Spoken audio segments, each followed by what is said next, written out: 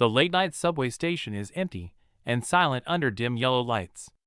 Lee Yun stands alone on the platform, arms crossed, his eyes betraying the exhaustion and loneliness of waiting for the last train. He adjusts his backpack strap, but his gaze involuntarily drifts toward the figure. The purple-haired girl on the bench looks up, her eyes holding a gentle smile that makes the air feel subtly charged. Her again! Yun sits on the bench, trying to avert his gaze, but a wave of frustration rises from the inexplicable pull he feels towards her. Like an inescapable fate, memories of their countless encounters overlap in his mind. He closes his eyes in exhaustion, leaning against the cold tiled wall, trying to make sense of this sudden connection. In this last train moment, he shares the silence with the guitar-carrying girl. The air is filled with a pale blue hue called fate, signaling the beginning of their story. Fingers tracing the edge of his phone, Yun looks down, a barely noticeable smile curling his lips as his cheeks flush warm with anticipation. On the other side, Haein is wondering who he is when their eyes suddenly meet. Her pupils dilate, her heart skips a beat, and a blush instantly colors her cheeks. Yun snaps back to reality, face burning with shame. Staring like a pervert! He scolds himself internally, desperately insisting that this is just a coincidence. Focusing on his studies is impossible. He rubs his forehead in agitation, deciding to escape into the world of music to calm his chaotic mind. His finger hovers over the familiar Pink Planet cover. Despite some hesitation, he presses play, seeking his only sanctuary dash. Long afternoon. The perfect intro plays, instantly dispelling his anxiety. He closes his eyes in delight, savoring this hidden gem of a melody known only to him, though a trace of loneliness lingers. If only I could share this passion with someone. His brow furrows in confusion as he looks at his phone. Why is the sound so faint? Are the earphones broken? Suddenly, a hand reaches toward his ear. The unexpected touch sends a shiver through him, shattering his musical bubble with a jolt of external reality. His eyes widen in panic, cold sweat trickling down. The purple-haired girl stands right in front of him, her sharp gaze freezing the air, radiating an intense pressure. Can you turn the volume down? Her words strike like lightning. Seeing the unplugged jack in his hand, Yun feels the world crumble. It was playing out loud. Before he can die of embarrassment, her voice suddenly softens. That's Long Afternoon, isn't it? Do you like this music? I like it too. The words are magic, instantly lighting up Yun's world. He looks up in disbelief, panic transforming into overwhelming joy and wonder. All embarrassment vanishes. He shouts like an excited child. Really? That's incredible. I'm a huge fan. The girl shyly looks down in response. Yun gestures wildly in excitement, having finally found a kindred spirit. The girl agrees quietly, inwardly smiling bitterly at her own lack of fame. He pulls out his phone to show the sparse social media account, rambling passionately about his idol's lack of promotion. Backlit, she listens silently to his complaints about her, feelings swirling. Haein flushes, tentatively asking if an idol should reveal themselves, eyes hiding expectation and restraint. Yun responds gently, their heartbeats sinking over a discussion about anonymity.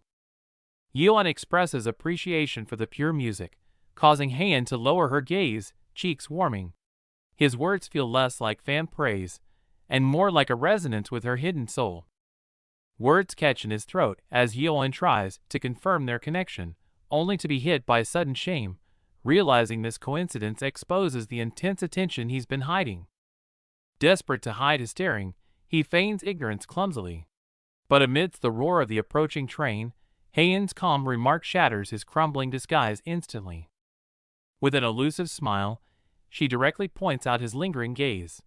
Yun's pupils quake, struck by lightning as all his mental defenses crumble in an instant. The rainy night's neon blurs into chaotic light as shame floods him. In contrast to his internal storm, Haein stands at the platform edge, unnervingly calm. She knew all along? A silent scream detonates in his mind. The dissonance between reality and perception nearly breaks him as he watches her walk away indifferently. Rain mixes with regret as he clutches his head and wails, painfully realizing his secret crush routine was actually a transparent, awkward monologue to her. The scene shifts to a desperate scream erupting in the cafe. Yeon clutches his head, sending the blue-haired manager rushing over, fearing a catastrophic bad review.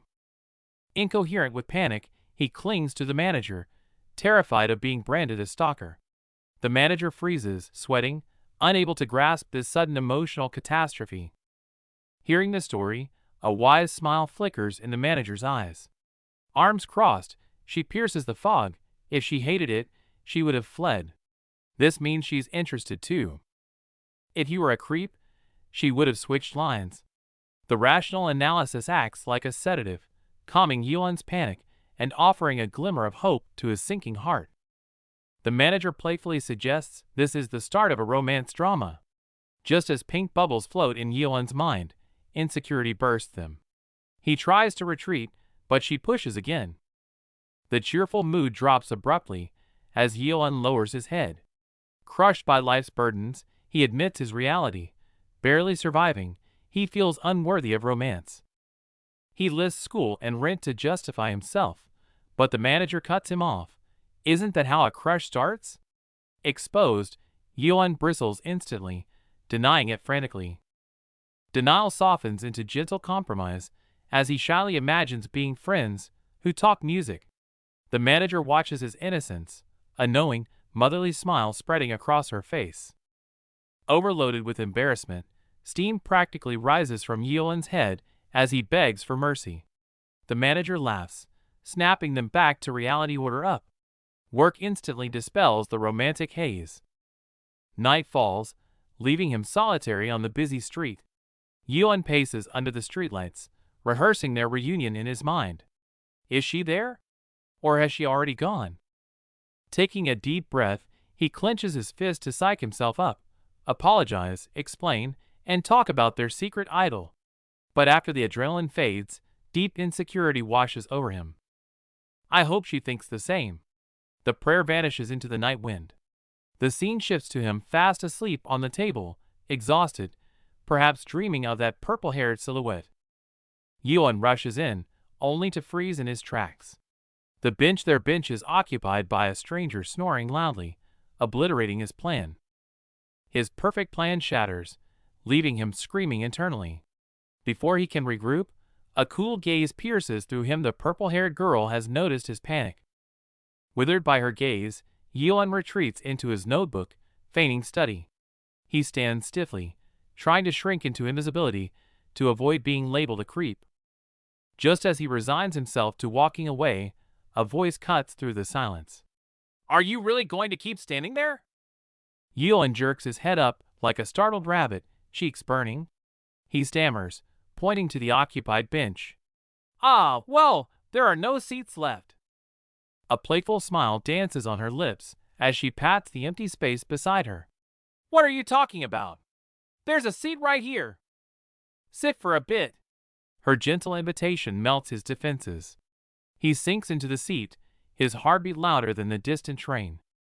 End of Chapter 1. Scanlation recruitment page displayed. The story is about to enter a new chapter. Another night awaiting the last train. Haein is lost in her world with her bass, while Yeon stands back, his gaze magnetized to her silhouette. Memories of their dreamlike proximity flash through his mind, but he shakes his head bitterly. That was then. Now, the distance feels infinite again. He sits, but maintains a calculated, psychological safety distance.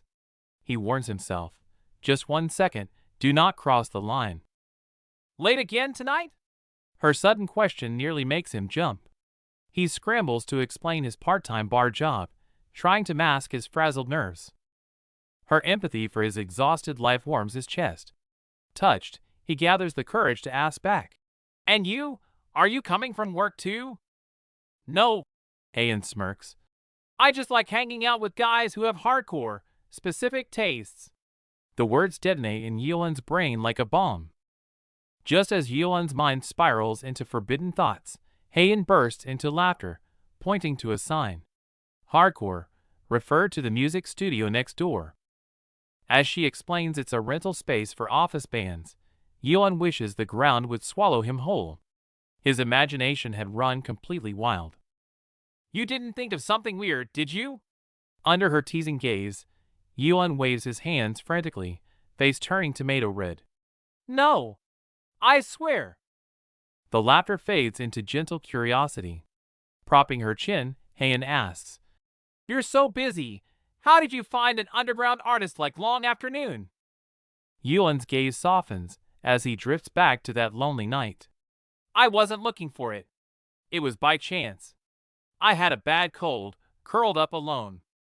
The silence was suffocating. I just needed some noise to fill the void. I clicked on Dark Planet randomly, and in that moment, I found him."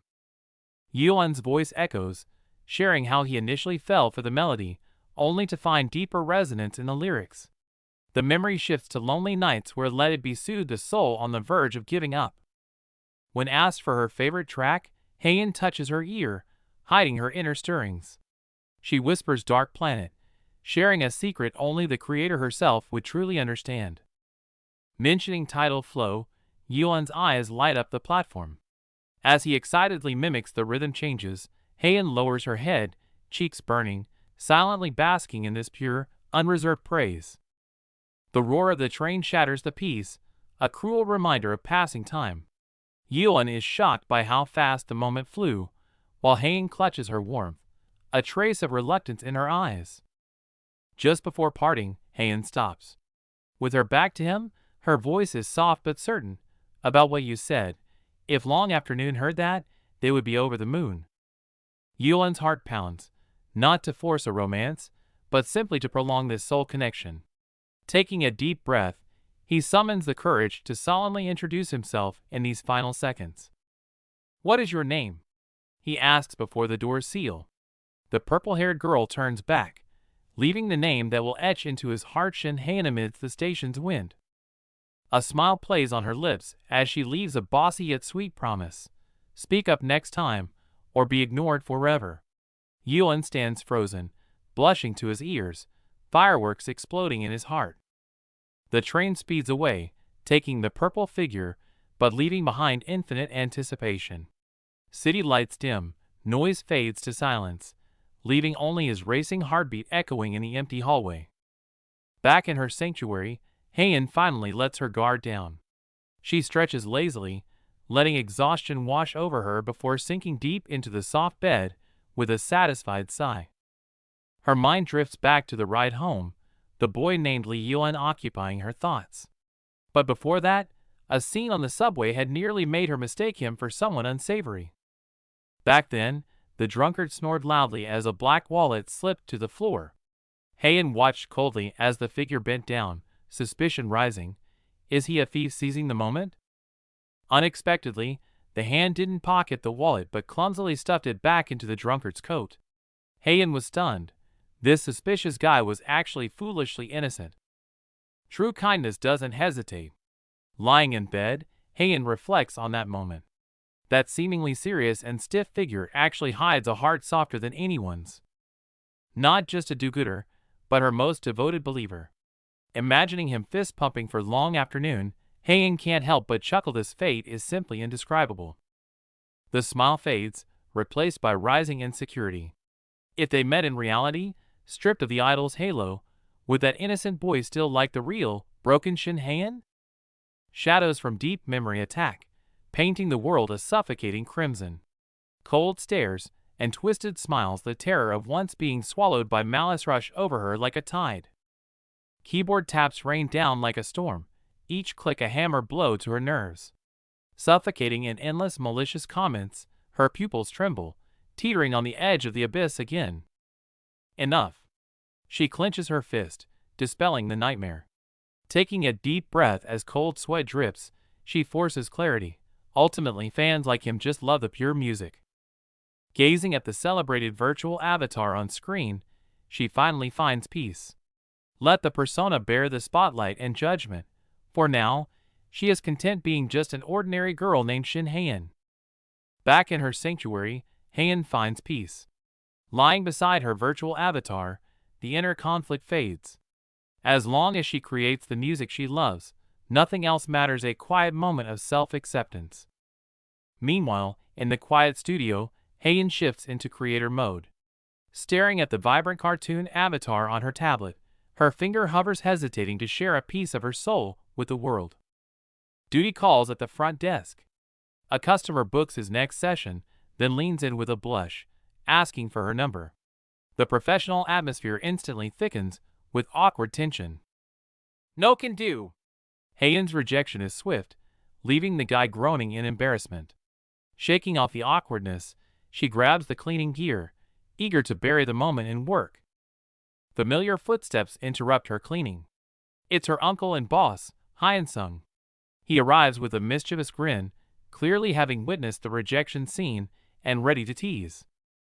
Heian defends herself. It's not just the phone calls, but the musical mismatch. Seeing her seriousness, her uncle drops the teasing and delivers good news. The next session is cancelled. She's free to go. This pumping with joy, Heian plans her evening of songwriting. But just as she heads out, her uncle stops her, handing over a fancy paper bag, a surprise treat for his niece. "Happy White Day!" It's trendy caramel. Though Heian awkwardly excuses herself to practice guitar to hide her feelings, the uncle's thoughtful gesture adds a touch of sweetness to the night. Leaving the warmth of the studio, Heian steps into the night. The subway station's chill contrasts with the earlier cheer. Exhaustion sets in as she slumps onto a bench, letting out a heavy sigh. It turns out Lee Yeon is there, struggling with vocabulary flashcards. Heian's greeting makes him jump. An unexpected reunion in a quiet corner of the city, sparks of surprise flying between them. Yeon spots the glowing gift box. "Someone gave it to me," Heian says casually. His heart sinks. Seeing her brilliance, a bitter wave of insecurity washes over him. Of course, she's popular. Noticing his fatigue, Heian generously offers the caramel. Yeon tries to resist the sweet treat, stung by jealousy, but her firm yet gentle persistence breaks down his defenses. "My uncle gave it to me." With those words, Yeon is pulled from emotional hell to heaven. His face explodes in red, earlier jealousy instantly transforming into flustered relief and embarrassment. Misunderstanding cleared, the box no longer feels heavy. Under Heian's expectant gaze, Yeon carefully picks one up. It's more than just tasting caramel. It's the warming of their bond after a sweet mistake. Fumbling with excuses about sticky hands, Yeon hesitates. Heian laughs, offering to help. Caught in a playful tug-of-war, the air fills with romantic tension as he blushes, ready to accept the treat. The moment it hits his tongue, sweetness explodes. Yeon's eyes widen, struck by a sensory lightning bolt. The overwhelming sugar rush sends his composure flying out the window. "It's too sweet." Yeon's exaggerated reaction has Heian doubling over with laughter. They share a look on the bench, barriers dissolving into pure, unadulterated joy. Laughter still echoes in his mind as the scene shifts to his quiet bedroom. Yeon lies there, savoring the memory, until a sharp notification sound from his phone pierces the silence. Morning light breaks, and a groggy Yeon wakes up. Spotting the caramel box on his desk, memories of last night flood back. He pops one into his mouth, starting the day with a lingering taste of sweetness. Sugar rush kicking in, Yeon opens his laptop with renewed energy. But suddenly, a notification pings. The scene cuts to Heian's face. Frozen in shock, a silent storm is about to break. 6:45 a.m. The phone buzzes, shattering the silence. A notification from long afternoon. Sleep vanishes instantly as Yeon's heart skips a beat, a surprise that kickstarts his day. Fueled by this excitement, Yeon breezes through his shift. He moves behind the counter with a spring in his step, calling out order numbers with a smile warmer than the coffee he serves. During a lull, he can't help but share the news. My favorite artist posted. Stars practically dance in his eyes, treating it like a world event, leaving his coworker utterly bewildered. Just imagining it keeps me up at night. Hearing this, the senior raises an eyebrow. In love? Yeon denies it frantically, but his gaze dims. No. Besides, I haven't seen her lately. You know each other's names, and even exchanged White Day gifts. You call that nothing? The senior's sharp analysis makes Hyeon blush furiously, his mind flooded with images of her. Just as the senior expects a romantic follow-up, Hyeon props his chin up with a satisfied grin. Nope, that's it. The senior facepalms, utterly exasperated by this hopeless romantic. Jokes aside, work continues. A mysterious customer in a bucket hat approaches. Strangely, he seems particularly interested in Hyeon, sparking a wave of nervous curiosity. He looks so familiar. Hyeon mutters, staring at the customer's back. As the man turns, recognition strikes like lightning. It's the famous indie artist, Sung-hyun Jae. You come here often? Finding out his idol is irregular leaves Hyeon stammering. As Hyun Jae accepts the coffee with a smile, Hyeon screams internally. Lady Luck is smiling on him today. Night falls as Hyun Jae returns to his car. Instead of driving off, he plays in the tide. Staring at the name long afternoon on the screen, he sinks into deep thought. While Hyun Jae debates making contact, on the other side of the city, a freshly off-duty Hyeon rushes to the subway station, heart pounding. Will I see Haein today? He plays out 100 reunion scenarios in his head, discussing the new song, hearing her thoughts. But when he steps onto the platform, he is greeted only by cold tiles and empty tracks. Empty again. Standing alone on the dimly lit platform, insecurity floods in like a tide. Did he do something wrong last time? Is she avoiding him? Just as his shoulders slump, a familiar voice cuts through. Why the heavy sigh? Hyeon spins around to find Haein smiling at him. In an instant, the gloom evaporates. But Haein seems different today, eyes misty, cheeks flushed. Hyeon asks cautiously, are you drunk? She admits it openly, her tone unusually languid and playful. Celebrating a little secret, Haein whispers playfully. Seeing her so unguardedly cute, Hyeon's heart takes a critical hit. He screams internally, this is too dangerous. Just as Hyeon tries to bring up the new song, the train announcement interrupts. Is their time up already? Panic sets in. He can't let it end like this, not yet. I don't want it to end. Impulse overrides reason. As the train screeches to a halt, Hyeon summons every ounce of courage and shouts, do you want to go grab a drink with me? The air freezes. Haein turns back, eyes wide with disbelief. Hyeon stands paralyzed. Did he really just say that? The moment hangs in suspense. Under the neon lights, two hearts draw closer to the rhythm of the last train. This isn't just an invitation, it's the breaking of boundaries, leading into a secret rose-colored summer night. Racked with self-doubt on the train, he fears looking like a fool. But stepping onto the street, he extends a fist, and as they bump knuckles, anxiety dissolves into the spark of a new beginning. Panic sets in immediately as he stammers an apology, terrified he overstepped. But instead of rejection, he finds her blushing and smiling, hinting that tonight, the air feels different. On the platform, Haein's gaze is unwavering as she admits she isn't ready to say goodbye. Her bold suggestion for one more drink leaves Hyeon flushed and breathless, his heart skipping a beat. In the empty carriage, the air feels thick with unspoken tension.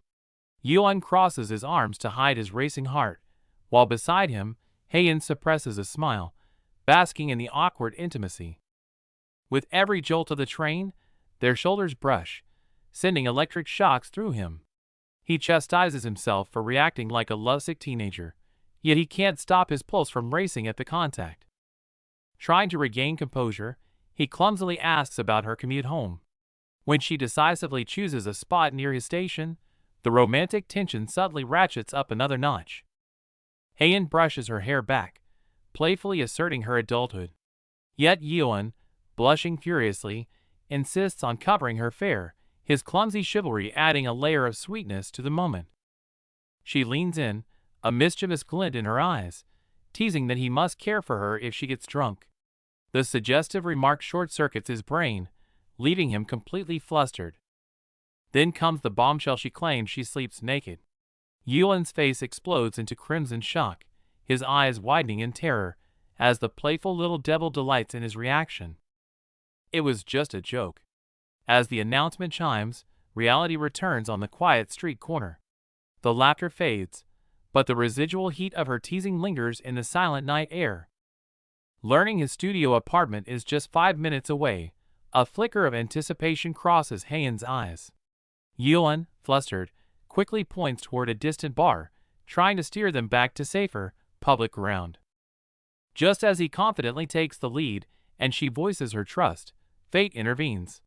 The cold, unyielding close sign instantly shatters their perfect plan. Mortified, Yeon scratches his head, apologizing profusely for the blunder. Hayen offers a gentle, reassuring smile, but her kindness only amplifies his frustration at his own lack of preparation. He frantically refreshes the map on his phone, cold sweat trickling down his neck.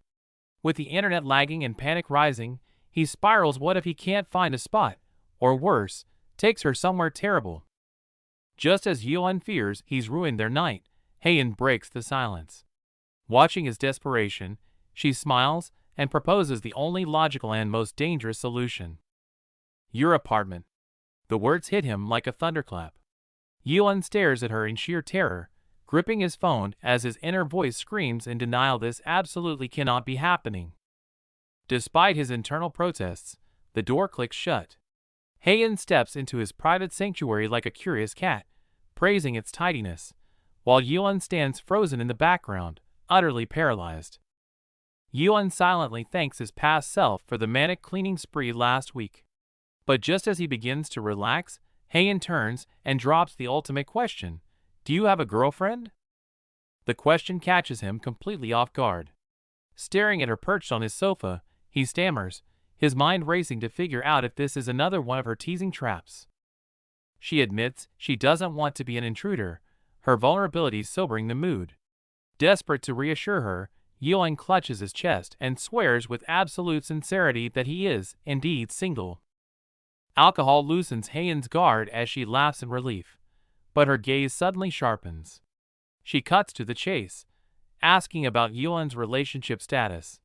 Tensing up and gripping his collar, Yeon drops a bombshell in a low voice. I have someone. The air freezes. Hayen calmly introduces Liam, a man good at singing and fighting. Yeon's pupils quake, mistaking him for her boyfriend.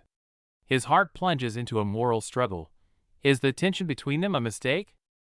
Seeing Yeon thunderstruck, Hayen bursts into laughter, her seriousness dissolving instantly. She playfully admits it was a lie, enjoying the tease. Sweating profusely, Yeon snaps out of his panic, letting out a heavy sigh of embarrassment and relief. The ex turns out to be the lead singer of Oasis. Hayen thought the joke was obvious, but Yeon is clueless about rock trivia.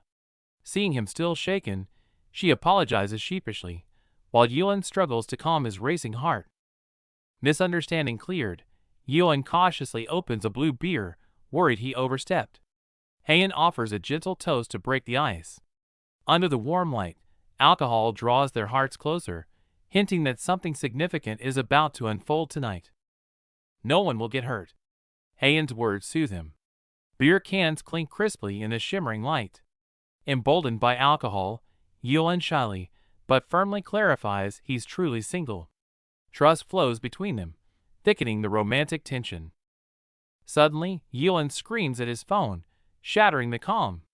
Leaping up like he's discovered a new world, eyes burning with fanatic fire. He points at the screen, yelling, I knew this was a clue. Fanboy mode activated. Yeon frantically analyzes a blurry illustration, swearing Long Afternoon will release a song in April with specific instruments. Hayen sits there, sweating awkwardly as she watches him overinterpret her own work. Lost in ecstasy, Yeon misses her awkwardness completely. He rushes at Hayen, eyes starry, forcing a shared moment. Aren't you excited too, Hayen? Hayen panics internally. That wasn't what I meant at all. To protect her identity, Hayen forces a smile, mentally scrambling to see if she needs a distribution deal to make his theory true. Suddenly, Yeon quiets down, leaning in with a blush and serious tone. Actually, your voice sounds just like hers. Hayen's heart skips a beat, fearing exposure. But Yuan grins triumphantly and adds, of course, long afternoon's voice is brighter. Heian freezes relieved, yet strangely disappointed and shocked by the unintentional diss. Yuan realizes he's rambled and scratches his head sheepishly.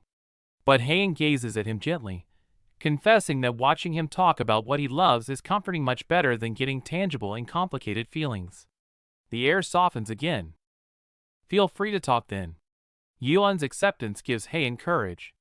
Head down and emboldened by alcohol, a bold thought sprouts in her mind. Under the dim light, her silhouette looks lonely yet yearning for connection. Heian suddenly lies back on the bed, looking sultry and hazy-eyed, saying she just wants to listen. This instantly shatters Yuan's defenses. Blushing furiously, he tries to halt this dangerous seduction. Hey, that won't work. I'll fall asleep. Heian's voice grows faint and teasing. Yuan sits on the floor, bewildered, while Heian rests her chin on her arms, flashing a lethal, sweet smile. Her eyes sparkle with anticipation, waiting for something.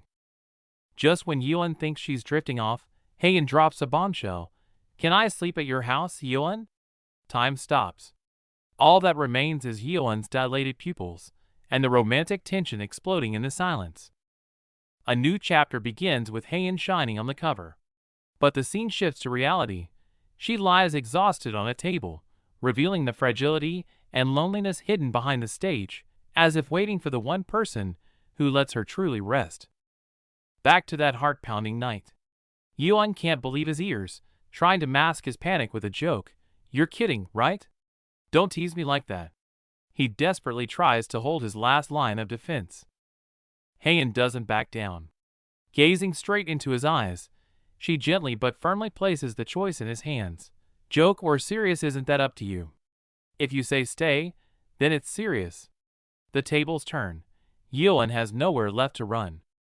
Caught between a joke and the truth, Yuan's heart struggles violently as he weighs Heian's ambiguous question. Emotion wins over reason.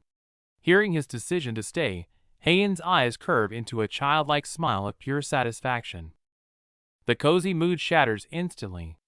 As Heian unbuttons her pants, Yuan covers his eyes in sheer panic, screaming. It was just to relieve the bloating from the beer. Yuan collapses in relief, cold sweat dripping, trying to calm his racing heart.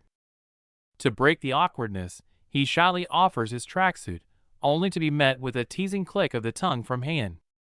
The last beer is gone, but the night isn't. Yuan offers to buy more, and Heian's expectant gaze instantly lights up the dim room. Before leaving, Yuan acts like a worried housekeeper, asking if she needs anything else, trying to hide the flutter in his heart. Heian stops him. Backlit and hesitant, she softly asks him to pick up a special item on his way.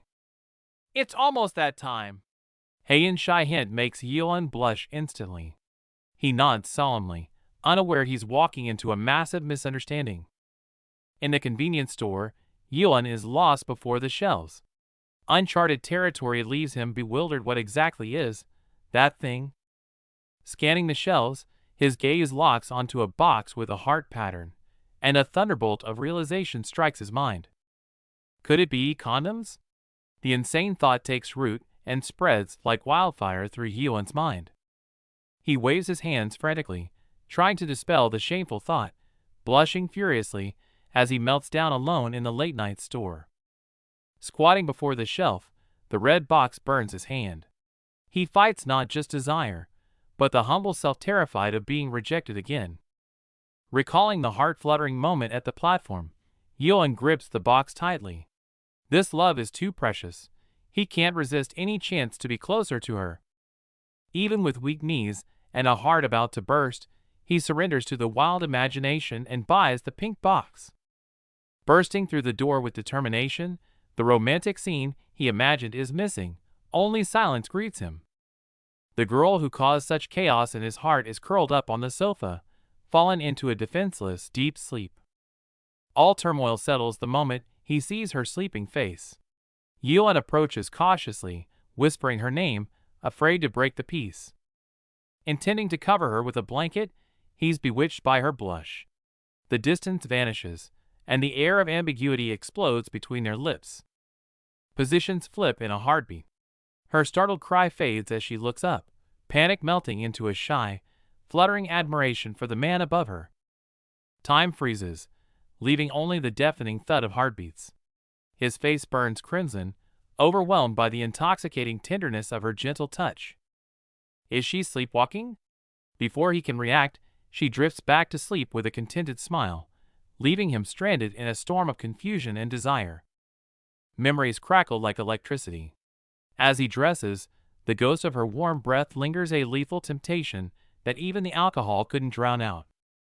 Tossing in the dark, he knows the truth. If she had held him then, the dam of his reason would have shattered completely under the flood of desire. Morning light pierces the dream. A splitting headache and a stiff-necked scream in protest, the brutal price of a night spent sleeping on the sofa. The silence is deafening. Where is Hayan? The empty living room jolts him awake, a creeping anxiety tightening its grip on his chest. She left a sweet note and cleaned up, but as his gaze hits the floor, his blood runs cold. There, staring back at him, is the one thing she shouldn't have seen. The damning red heart on the box mocks him. Fragments of memory explode like thunder. Oh God, what exactly did I do last night? Shame floods back. He remembers standing in the aisle, fighting a losing battle between reason and a reckless, delusional hope as he reached for the box. What if, at the checkout, fueled by adrenaline and fantasy, he had actually prepared for a miracle that existed only in his wild imagination? It's over. She definitely saw it. Crumpled on the floor, he wants to vanish. She must think he's a pervert plotting a one-night stand. A silent scream tears through him. It's total social suicide. Drowning in shame, how can he ever face the girl who trusted him as a friend? Dragging his heavy feet, he approaches her. He tries to force a casual smile, but the air is thick with suffocating awkwardness. But she looks up, eyes free of judgment, holding only a gentle calm. Hello, Yoon. Her unexpected warmth only sends his heart into a deeper panic. No more running. He takes a deep breath, eyes hardening with resolve. Even if it means social execution, he has to break this unbearable silence. Side by side on the subway bench, the silence is deafening. Yuan's mind races. Lie? Explain? Or invent an excuse to flee this living nightmare? It was for school. Market research. Panic drives ridiculous lies from his mouth. He waves his hands frantically, acting like a desperate clown. I mistook it for vitamins. He freezes. It's pathetic. Even a child wouldn't buy that, and lying is only digging his grave deeper. Enough. Better to be honest and face the music. He bows his head, ready to confess. Hayan, the truth is. But suddenly, she cuts in. The air in the tight space freezes. Just as Yuan tries to speak, Hayan cuts through the silence. Her eyes downcast, her voice calm yet devastating. I think it's better if we keep some distance. The words shatter Yuan's composure, leaving him wide-eyed and sweating profusely. Hayan rests her chin in her hand, her tone laced with resignation. I feel absolutely no tension when I'm with you, and that's dangerous. Hayan's mind drifts back to that night of alcohol and music. She recalls playing guitar with reckless abandon, realizing now that her relaxed guard had quietly crossed a line she shouldn't have. Seeing Hayan's hesitation, Yuan's fear festers. The moment she mentions distance, again, his nerves snap, and he blurts out in sheer panic. Is this about the condoms I bought? As Yuan frantically clutches his chest to explain, Hayan pauses. Then, a mischievous smile creeps onto her face as realization hits. Ah, so that's what's been bothering you all this time. Inside the subway car, Yuan wants the ground to swallow him whole. Hayan, however, teases him effortlessly. We're adults, and the mood was right. It's normal, though I didn't expect you to see that night as something so casual. I swear I didn't have any impure intentions. Yuan defends himself frantically. Hayan bursts into laughter, waving her hand. That's not what I meant by crossing the line at all. Yuan freezes, completely baffled. Seeing Yuan's confusion, Heian's smile fades as her hair shadows her face. Her voice drops, heavy with self-loathing. It's because I was absolutely unbearable that night. She bites her sleeve in shame, unable to even look at Yuan. Unbearable? He asks, perplexed. Heian buries her face in her hands. Just think back to everything I did that night. The memories come crashing back, drunkenly barging into a house, borrowing clothes like she owned them, and hogging the host's bed while he slept on the sofa. Every scene makes present-day Heian want to die of embarrassment. Yuan finally realizes what she means and lets out an awkward chuckle. Heian curls up into a ball, hugging her knees, her voice muffled. I felt so guilty when I woke up that I ran away without saying goodbye. I'm really sorry. Looking at the girl curled up before him, Yuan feels a striking contrast.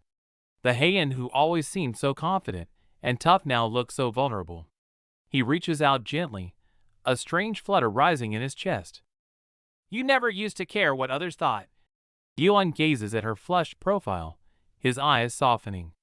But seeing you so flustered, apologizing so awkwardly, actually makes me feel that it's incredibly cute. Yuan turns his back, shoulders shaking violently, as he struggles to suppress his laughter.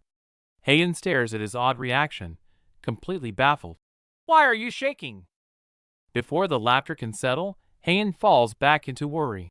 Anyway, to avoid doing anything stupid again, I should probably stay away from this station. She turns to leave, as if truly ready to draw a line. Absolutely not. Yuan screams, his voice echoing through the empty station.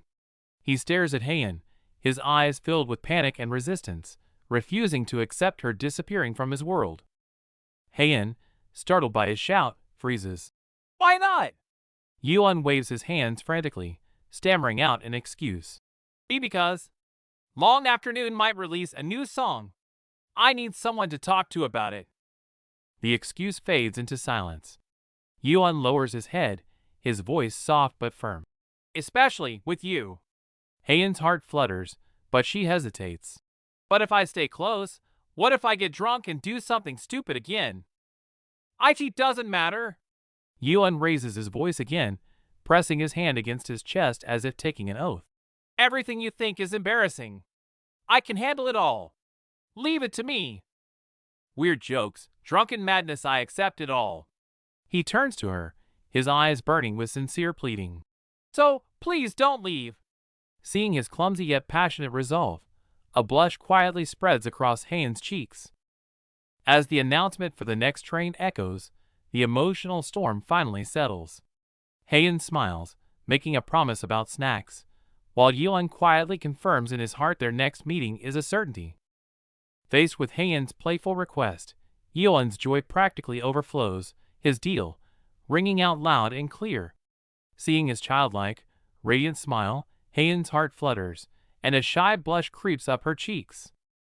The warm atmosphere shatters instantly with the phrase, "Keep that thing you bought safe." Yuan's mind sounds the alarm, eyes widening in terror. Does she mean that? That unmentionable rubber product? In his rain-soaked imagination, Yuan even visualizes that heart-shaped box, suffocating in shame. But Heian's breezy clarification, the beer, obviously instantly drops him from a thriller into a comedy. Meanwhile, at the end of a silent corridor, Heian peeks out like an agent completing a mission. Behind her forced composure lingers the aftertaste of their conversation. Back in the safety of her room, her tense nerves finally unravel. Heian sheds her coat and clutches her head, washed over by the relief of survival. Thank God, he isn't mad. He doesn't hate this messy version of me. Tears well up as she recalls Yuan's gentle touch and accepting words.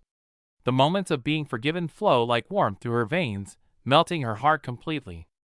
But the touching sentiment lasts only 3 seconds before a tsunami of cringe hits. Heian thrashes on the bed, wishing to bury herself in the pillow. Who on earth was that babbling pervert just now? Exhausted from flailing, she hugs the pillow and slips into a dangerous daydream. If she hadn't passed out drunk that night, in that charged atmosphere, would something else have happened? Once the thought takes root, it's unstoppable. She tosses and turns, body burning, as shyness and regret weave a net that traps her in sleeplessness. Arg! What the hell am I thinking? Heian springs up, despairing at her own dirty mind. She forces herself to the desk shower. Compose. She must stop these wild thoughts immediately. Just as she tries to distract herself with work, her phone vibrates. Expecting a normal notification, she finds a DM instead. Her pupils dilate instantly, confusion shifting into shock. After repeatedly verifying it's not a fake account, Heian can barely hold her phone. The Sung Hyun-jae, the legendary producer, is actively inviting her. I want to collaborate. The world seems to freeze in this moment. Night falls, and the city lights flicker on. Carrying her guitar, Heian walks the streets alone, hiding her tangled thoughts in the darkness as she heads toward her sanctuary of music. Through the rain-streaked glass, a lonely melody flows from the practice room. Heian immerses herself in the guitar. In that moment, the world's noise is walled off by the rain, leaving only the dialogue between fingertips and strings. As the final note fades, a slight tremor runs through her fingers.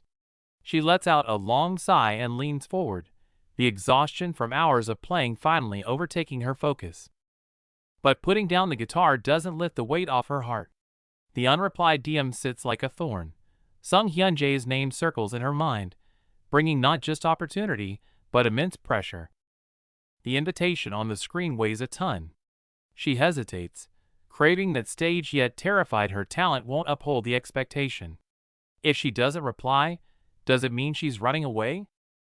Just as she spirals into indecision, a rapid knock shatters the silence. The door flies open, and a shout yanks her violently from her anxiety back to reality. Under the studio lights, her uncle watches with concern as Heian finally rests her guitar, deciding to call it a night. How about some Helltech Baki? Her uncle flashes a rock sign, while Heian hesitates, a drop of sweat betraying her fear of the spice. Hesitation vanishes in a high five of agreement, and soon the table is filled with a steaming hot pot, the ultimate comfort food. Her uncle devours the meal, claiming spice kills stress, but Heian sits quietly, her mind drifting far away from the delicious food. Chopsticks hovering, Heian lowers her gaze, her silence growing heavy as she wrestles with an internal decision. She stares at her food to hide her hesitation, while her uncle mistakes her silence for a complaint about the spice level, creating an awkward comedy. Actually, yesterday. Swallowing a bite, Heian finally gathers the courage to cut through the small talk and address the real issue. Flashback to the bombshell famous musician Sung Hyun-jae asked for a collaboration. Heian's face still freezes in utter disbelief. A massive opportunity brings massive doubt. Heian's hand trembles around her pen, feeling the offer is too sudden to be real. A vision of sharing the stage with the superstar flashes in her mind, dazzling starlight that brings an overwhelming sense of pressure and insignificance. Are you worried about being recognized? Her uncle strikes at the heart of her anxiety, and Heian lowers her head, confronting her deepest fear. Her uncle grips his cup, screaming internally, "Rock on regardless," but swallows the words upon seeing his niece's fragile state. Shadows of the past descend.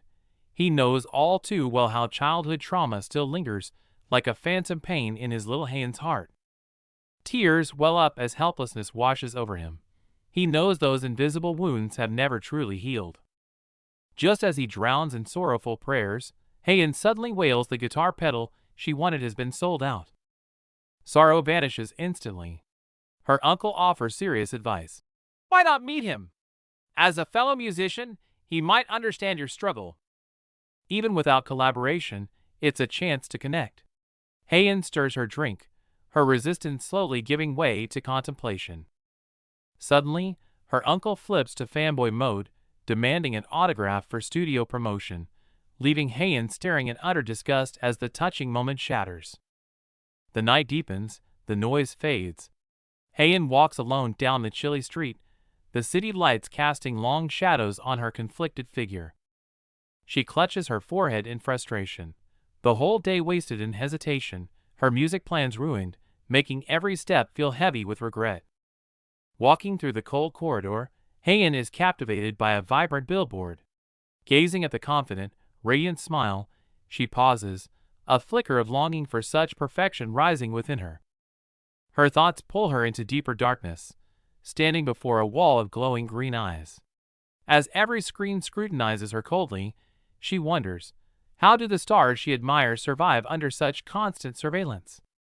Pressure spreads, like a spiderweb across her mind, suffocating her under endless judgment.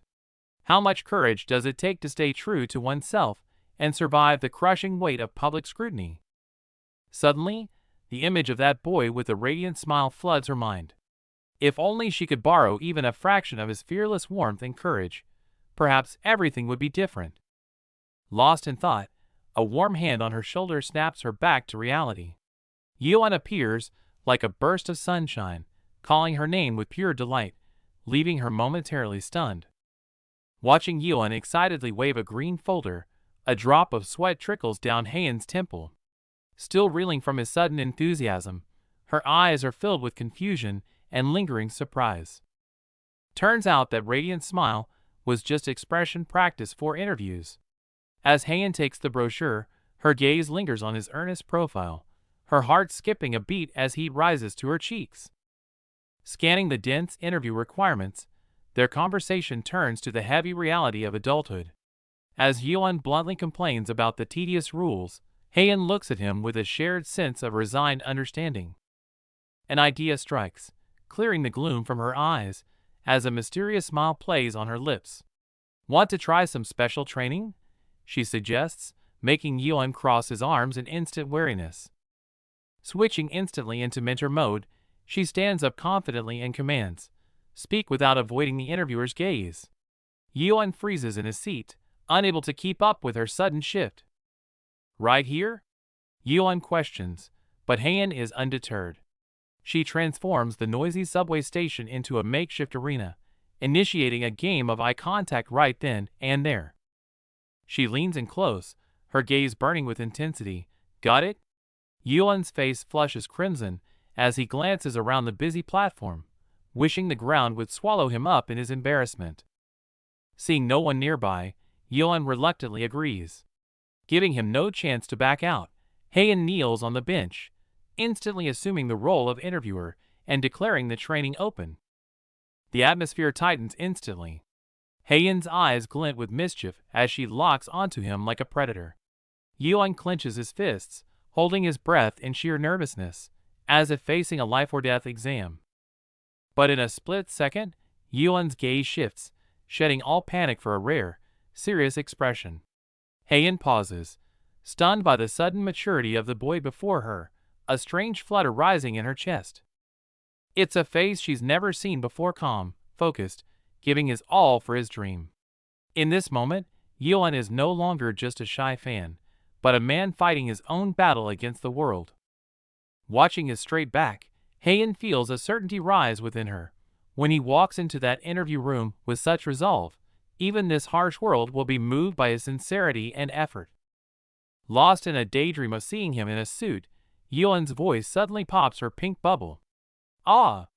Heian snaps back to reality, her face burning red as she frantically tries to hide her wandering thoughts. Flustered and trying to cover her embarrassment, she blurts out an explosive question. So, when was the last time you kissed? The air freezes, and Yuan's jaw practically hits the floor in shock. What kind of company asks that? Yuan screams in disbelief. Heian stubbornly argues it's crisis management training. Their flustered bickering echoes through the station, the tension peaking in a chaotic mix of romance and awkwardness. A shouting match erupts, Yuan's roar masking his insecurity.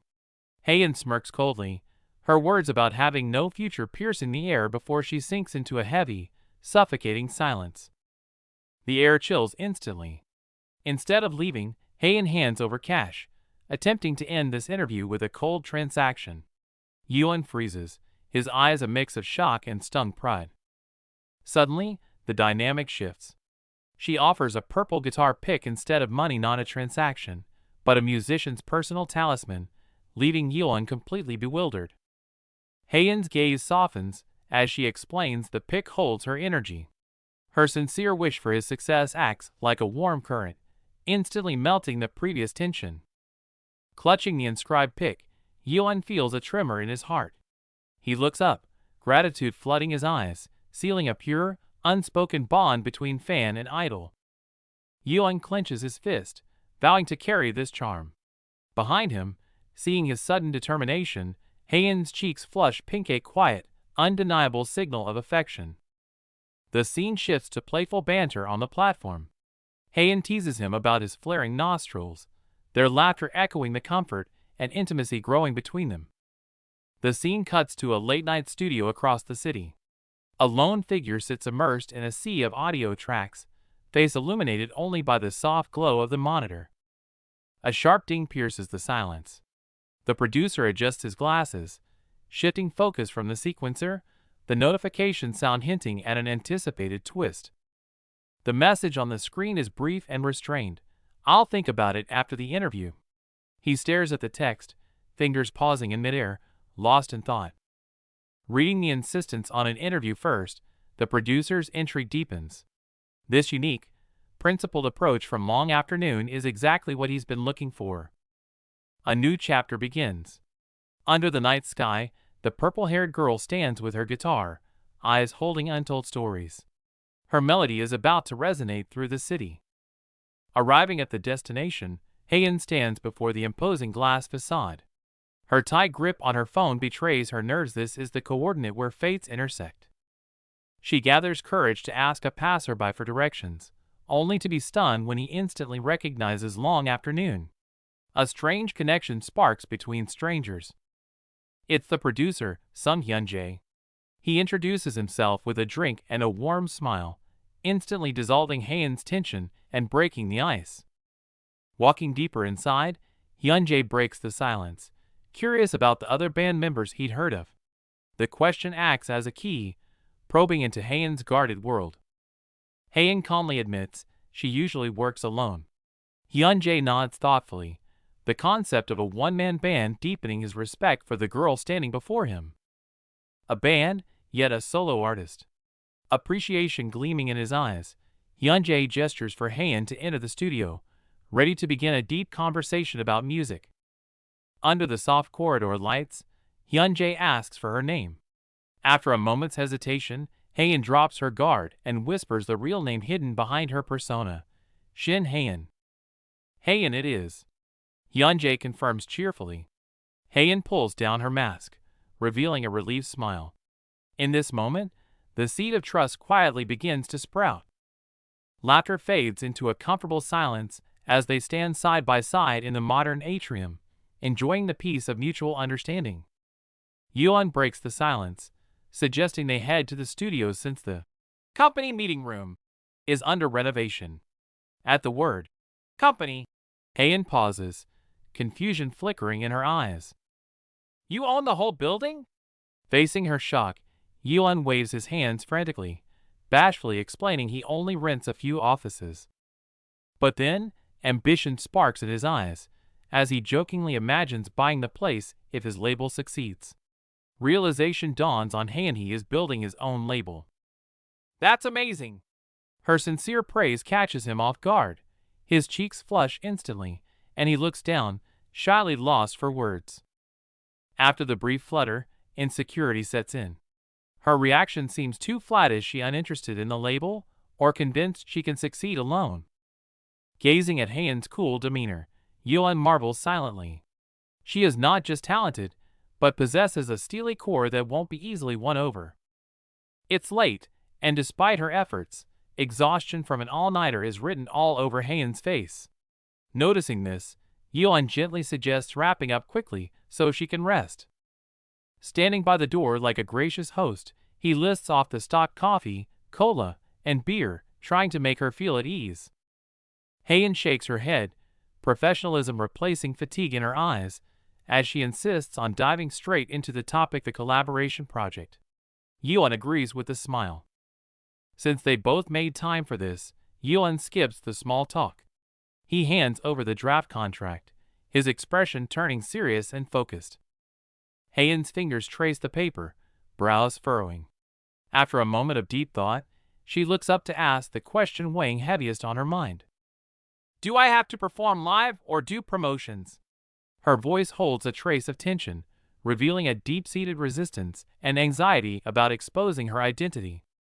Facing her worry, Yeon offers the gentlest response. No coercion whether to remain a faceless singer or step into the light, the choice is entirely hers. The air grows still. Yeon's sincere gaze gives her courage, but it is his next words that truly shatter her defenses. It's not just for profit. Not just as a boss, but as a devoted fan, his eyes shine with a pure desire to introduce this talented artist to the world. His raw sincerity leaves Haein speechless, warmth flooding her chest. Before she can fully process the emotion, Yeon turns to the equipment, ready to play the decisive demo. The walls Haein had built silently crumble. She was ready to refuse, but his unexpected flexibility forces her to reevaluate the man standing before her. Is it a guise to seal the deal, or genuine care? Though doubts linger, she chooses to trust for now as Yeon presses play. Fingertips strike the keys, and melody floods the studio. As notes rise, reality fades, leaving only the world of music that is about to bind them together. In the music studio, purple notes flow like liquid ribbons between them. Within the focused silence, a clash of musical ideologies is quietly brewing. A moment of contemplation shatters. Haeun's gaze hardens instantly, a sudden surge of frustration bubbling beneath her calm exterior, ready to erupt. Wait a second, Hyunjae! Her urgent cry stops the producer at the keyboard. As he turns in surprise, she bites her lip, struggling to voice her doubts about this collaboration. Am I just a guest vocalist on a track you've already finished? Accusation drips from her words. Hyunjae smiles awkwardly, trying to deflect. Is the song not good? The song is amazing, but this is a collaboration. Haein towers over him, radiating dominance. It needs to reflect both our styles. Move over. After the tense standoff, Hyunjae yields. Cut to Haein alone, clutching her electric guitar. Her eyes burn with rebellious confidence. She's ready to prove herself. I'm deleting every unnecessary track. She points accusingly at the screen. Ignoring his plea to just mute them, she shouts with manic determination. No! It all has to go! Click. With a merciless press of the delete key, the tracks vanish. Hyunjae gasps in horror, mourning his lost work. Ah, the samples I spent 3 sleepless nights finding. As she strums, her mind races. His track was perfect, truly. But compromising means losing her edge. She must risk perfection for authenticity. A realization hits him like lightning. Fans love more than just the melody, they crave the unique style. Overwhelmed by this epiphany, Hyunjae screams with sudden, giddy excitement. As long as the name Long Afternoon is attached, compromising on style is impossible. This fierce conviction explodes like a supernova in the darkness. Amidst purple flares, the bass roars. Hyunjae stands with arms crossed, his initial worry fading into a gaze of profound, stunned respect. Studying the waveforms, Hyunjae is lost in thought. She didn't just mix genres, she dragged the track into her own world. Her refusal to compromise is her true genius. Fascinating. He rests his chin on his hand, a smirk appearing. Long Afternoon, no Shin Haein. What a truly captivating artist. Inspiration rains down like starlight. I can feel it, Hyunjae declares, eyes shining. We're going to make something incredible. The conflict has ignited a blazing creative fire. While the echo of the passionate solo lingers in the mind, reality snaps back to the studio. Hyunjae turns, softly calling out to the girl lost in her audio world. Haein, want me to grab you a beer? He offers with a smile. Haein pauses, her intensity melting into a shy, soft expression.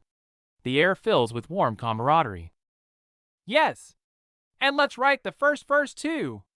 Haein responds with fiery determination, stars in her eyes. I'm finishing this arrangement today. They are now unstoppable allies. Meanwhile, twilight drapes over the campus. Inside a warm cafe, Lee Yuan sits with a friend, the mundane student life starkly contrasting with the electric studio atmosphere. The laptop screen glows on Yuan's exhausted face. Worried about his weak arguments, he feels the weight of academic pressure. "Ah, whatever," he sighs, giving up in defeat. Finally done. Yuan closes his laptop with a heavy sigh, the suffocating weight of exam week lifting in an instant. Sunlight warms his back as he stretches his stiff limbs, mind already drifting from academic stress to the freedom ahead. A sudden thought sparks a flush across his cheeks, replacing exhaustion with a shy, bubbling excitement. Lost in a daydream of seeing Heian, the jarring ring of his phone snaps him back to reality with a jolt. Cursing his clumsiness, he fumbles for the phone, but annoyance vanishes the moment his eyes lock onto the screen. His jaw drops, freezing in the fading sunset, eyes wide with disbelief at the bombshell notification before him. Meanwhile, on the quiet subway platform, Heian sits alone, idly scrolling through her phone, isolated in the crowd. Lost in her unreleased demo, a familiar voice pierces through the music, making her jump in sheer surprise. There she is! Yuan stands before her, breathless and sweating, unable to hide the frantic joy in his eyes. He thrusts his phone in her face, shouting about the new release, oblivious to the complicated silence settling over her. Staring at her own upcoming release on his screen, the words "listening party" send a wave of absurd panic through her chest. The station quietens around them as Heian swallows her panic, tentatively asking about his enthusiastic proposal. Yuan sits beside her, eyes shining as he earnestly explains the concept, as if describing a sacred ritual. Nostalgia softens his face as he recalls a high school memory, the magic of hearing an artist share their story live. "Let's listen together," he invites her warmly, leaving Heian staring at her phone, cheeks flushing with a sudden, skipped heartbeat. Realizing the artist won't actually be there, he softly pivots, suggesting they simply enjoy the moment, perhaps with some drinks. Heian turns with a playful smirk. "So, you just want to drink with me?" Her directness sends Yuan into a flustered panic. He stammers and waves his hands in denial, but under her amused gaze, he crumbles and sheepishly admits his true intent. Seeing his clumsy sincerity, Heian turns away to hide the smile blooming on her lips, her eyes dancing with secret delight. Checking her calendar for the date, her finger hovers over April 28th before a sudden realization hits her like a bolt of lightning. Her finger freezes on the calendar date. Panic sets in as she realizes the conflict the night she was looking forward to clashes with a recording session. Seeing her frantic attempt to reschedule, Yuan hides his disappointment. He gazes at her softly, assuring her with a smile that it's okay. Seeing her dejected expression, his resolve crumbles. She looks exactly like a puppy denied a walk, a gaze too endearing to ignore. Reality sets in. The band schedule is fixed. Yuan swallows his regret and casually suggests a rain check, hiding the sadness in his eyes. "We don't need a special occasion to meet." His words light up her eyes. They make a pact for after exams, warming the air with renewed hope. As the train approaches, they seal their promise to grab a drink soon. Though parting ways, the vow makes the wait bearable. Days later, the exam bell rings. Yuan exhales sharply, slumping back as the semester's weight finally lifts from his shoulders. Walking wearily through the hall, a friend's enthusiastic invite interrupts his thoughts. Everyone's celebrating, but Yuan pauses, hesitation crossing his face. Despite his friend's persistence, Yuan politely declines. Tonight, he has an unmissable appointment, a private celebration he's been waiting for. Because today, Long Afternoon drops a new song. Even without Heian, as a die-hard fan, he's determined to savor this sacred joy alone. Waving a hasty goodbye, Yuan picks up the pace. His heart is already home, desperate to listen to the new track in perfect silence. The joy is uncontainable. From the kitchen to the bus, Yuan grins like a fool, lost in anticipation, oblivious to the confused glances around him. Finally home. He shuts out the city noise, sits at his desk, and solemnly adjusts his headphones, ready for the auditory feast. Just then, his stomach roars. The hunger pangs shatter the sacred atmosphere, reminding him he hasn't eaten a proper meal all day. Payday treat, fried chicken. He orders quickly, noting to leave it at the door, and heads for a shower to wash off the day's fatigue. Hot water cascades down, filling the bathroom with steam. Yuan closes his eyes, surrendering to the warmth and total relaxation. Outside, Heian walks with a smile. But under the shower, a sudden, inexplicable wave of loneliness washes over Yuan, hollowing out his happy day. "Why so emotional?" he scoffs, but the doorbell cuts him off, ringing incessantly. Didn't he specifically say to leave the food at the door? Annoyed, he wraps a towel and storms to the entry. Before he can even verify through the peephole, he yanks the door open, ready to scold the delivery person. The door swings open, freezing time. Standing in the snow with chicken is Heian.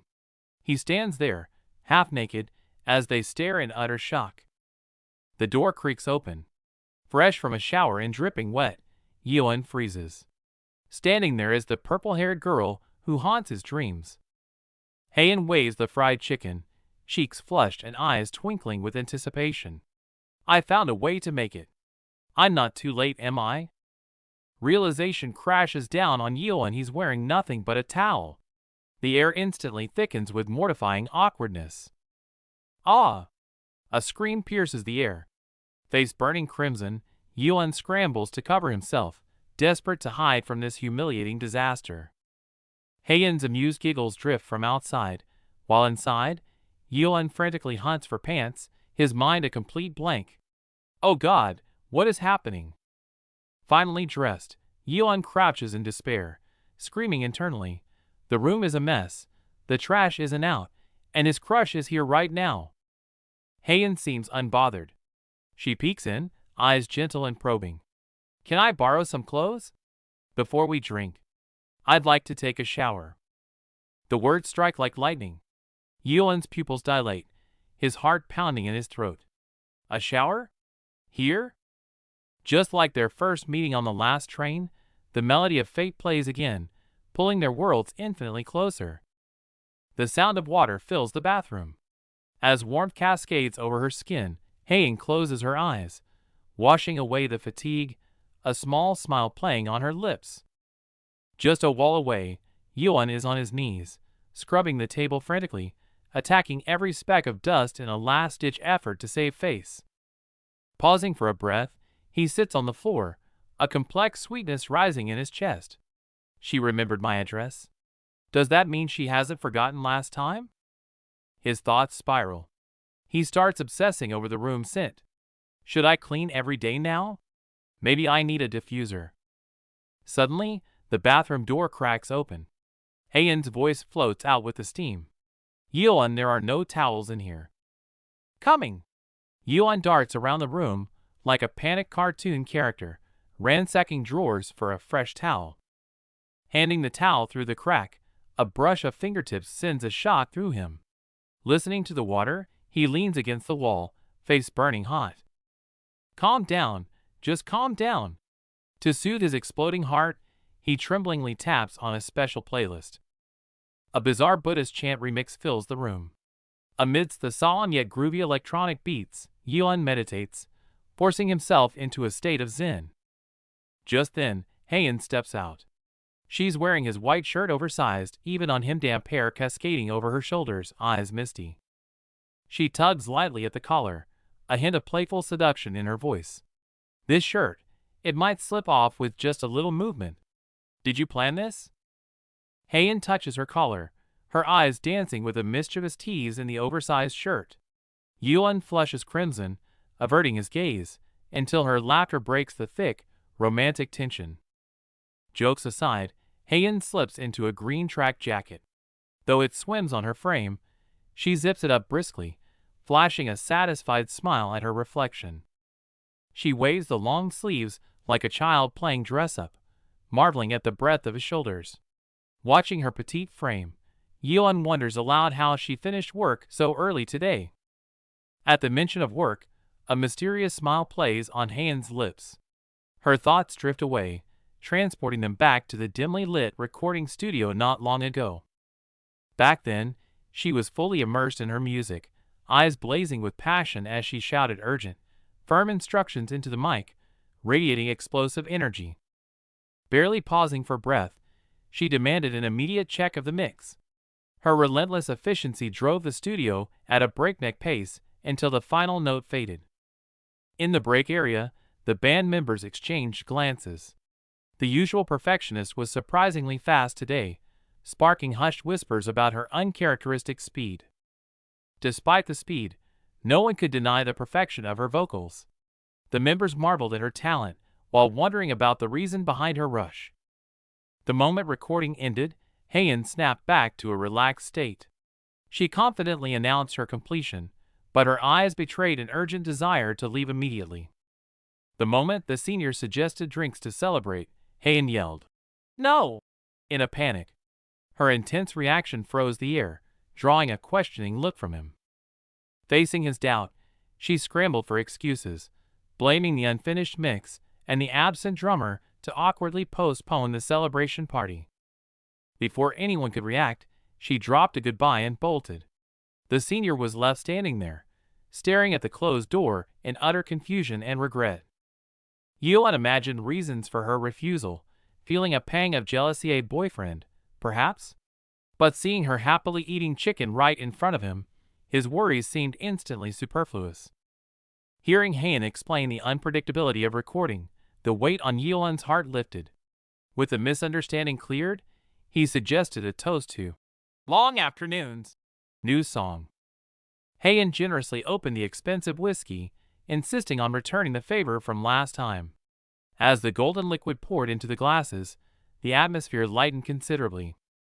The glasses clinked crisply. Perhaps to hide his earlier awkwardness, Yeon gulped down the strong liquor as if it were mere water. The burn of the alcohol instantly seared his throat, bringing tears to his eyes. Watching his clumsy yet adorable reaction, Hayen laughed helplessly, her eyes full of affection. While Yeon dizzily pondered the alcohol's kick, Hayen eagerly pulled out her phone. Since the night was deep, an intimate listening session for two seemed like the perfect plan. The screen lit up with the cover of Blue Smoke. Leaning back on the sofa, they shared a pair of earphones, ready to experience the unreleased melody together. The moment play was pressed, the world faded into the flowing music. Yeon turned to look at Hayen, who listened with closed eyes, his heartbeat pounding louder than the drums.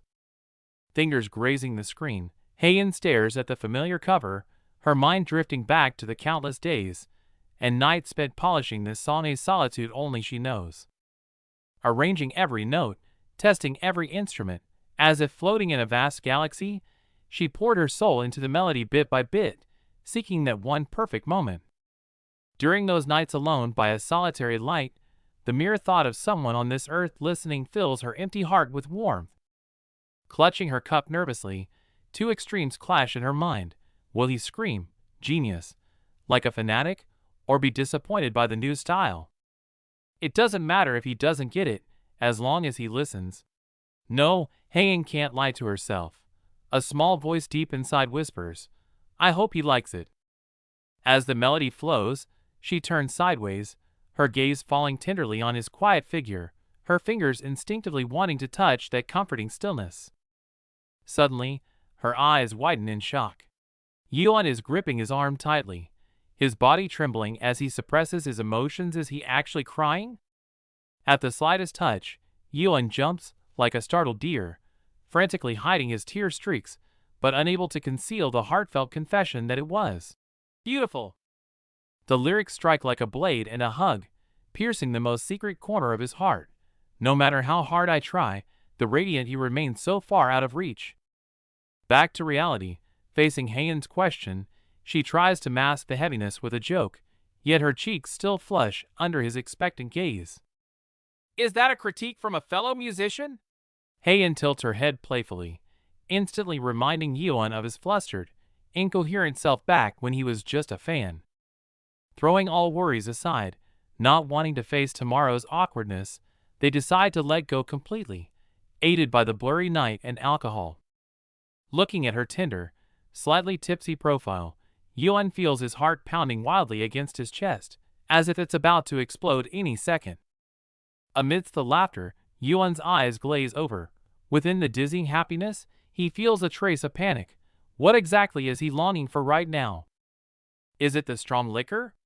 Or the intoxicating music? No. The crazy thought becomes clearer right now. He just wants to hold Heian tightly in his arms.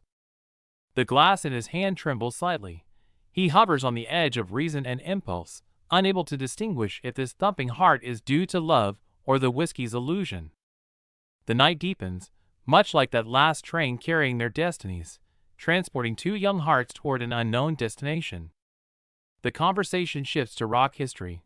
Raising her glass, eyes sparkling with excitement, Heian passionately recounts the day the Beatles arrived in New York. "Pay us first!" She mimics the superstar's sassy tone. Her playful and vivid expression makes it impossible for Yuan to look away. The air fills with joyous laughter. Yuan wipes away a tear of mirth, marveling at her obsession with music, the very proof of their resonating souls. Clinking glasses, Heian reminisces, her eyes tender as she touches the past. From disliking the static of old records to being captivated by their timeless melodies. The thought of voices transcending death lights up her eyes. She vows that even if aliens invade a century from now, her song will still echo. She breaks the heavy mood with a straight-faced joke about being the ancestor of planet-destroying aliens, making Yuan burst into laughter. Laughter fades into curiosity as Yuan turns to her. He asks tentatively, hoping to trade secrets and hear the melodies hidden within her heart. Caught off guard, Heian grips her cup nervously. Eyes cast down, she stammers, too shy to admit to the music she is ready. Sensing her insecurity, Yuan assures her of her talent. To soothe her nerves, he tenderly mixes a special golden ratio drink just for her. After several rounds, Yuan is visibly tipsy. He waves away another shot, his eyes glazing over, yet his heart is full from their deep conversation.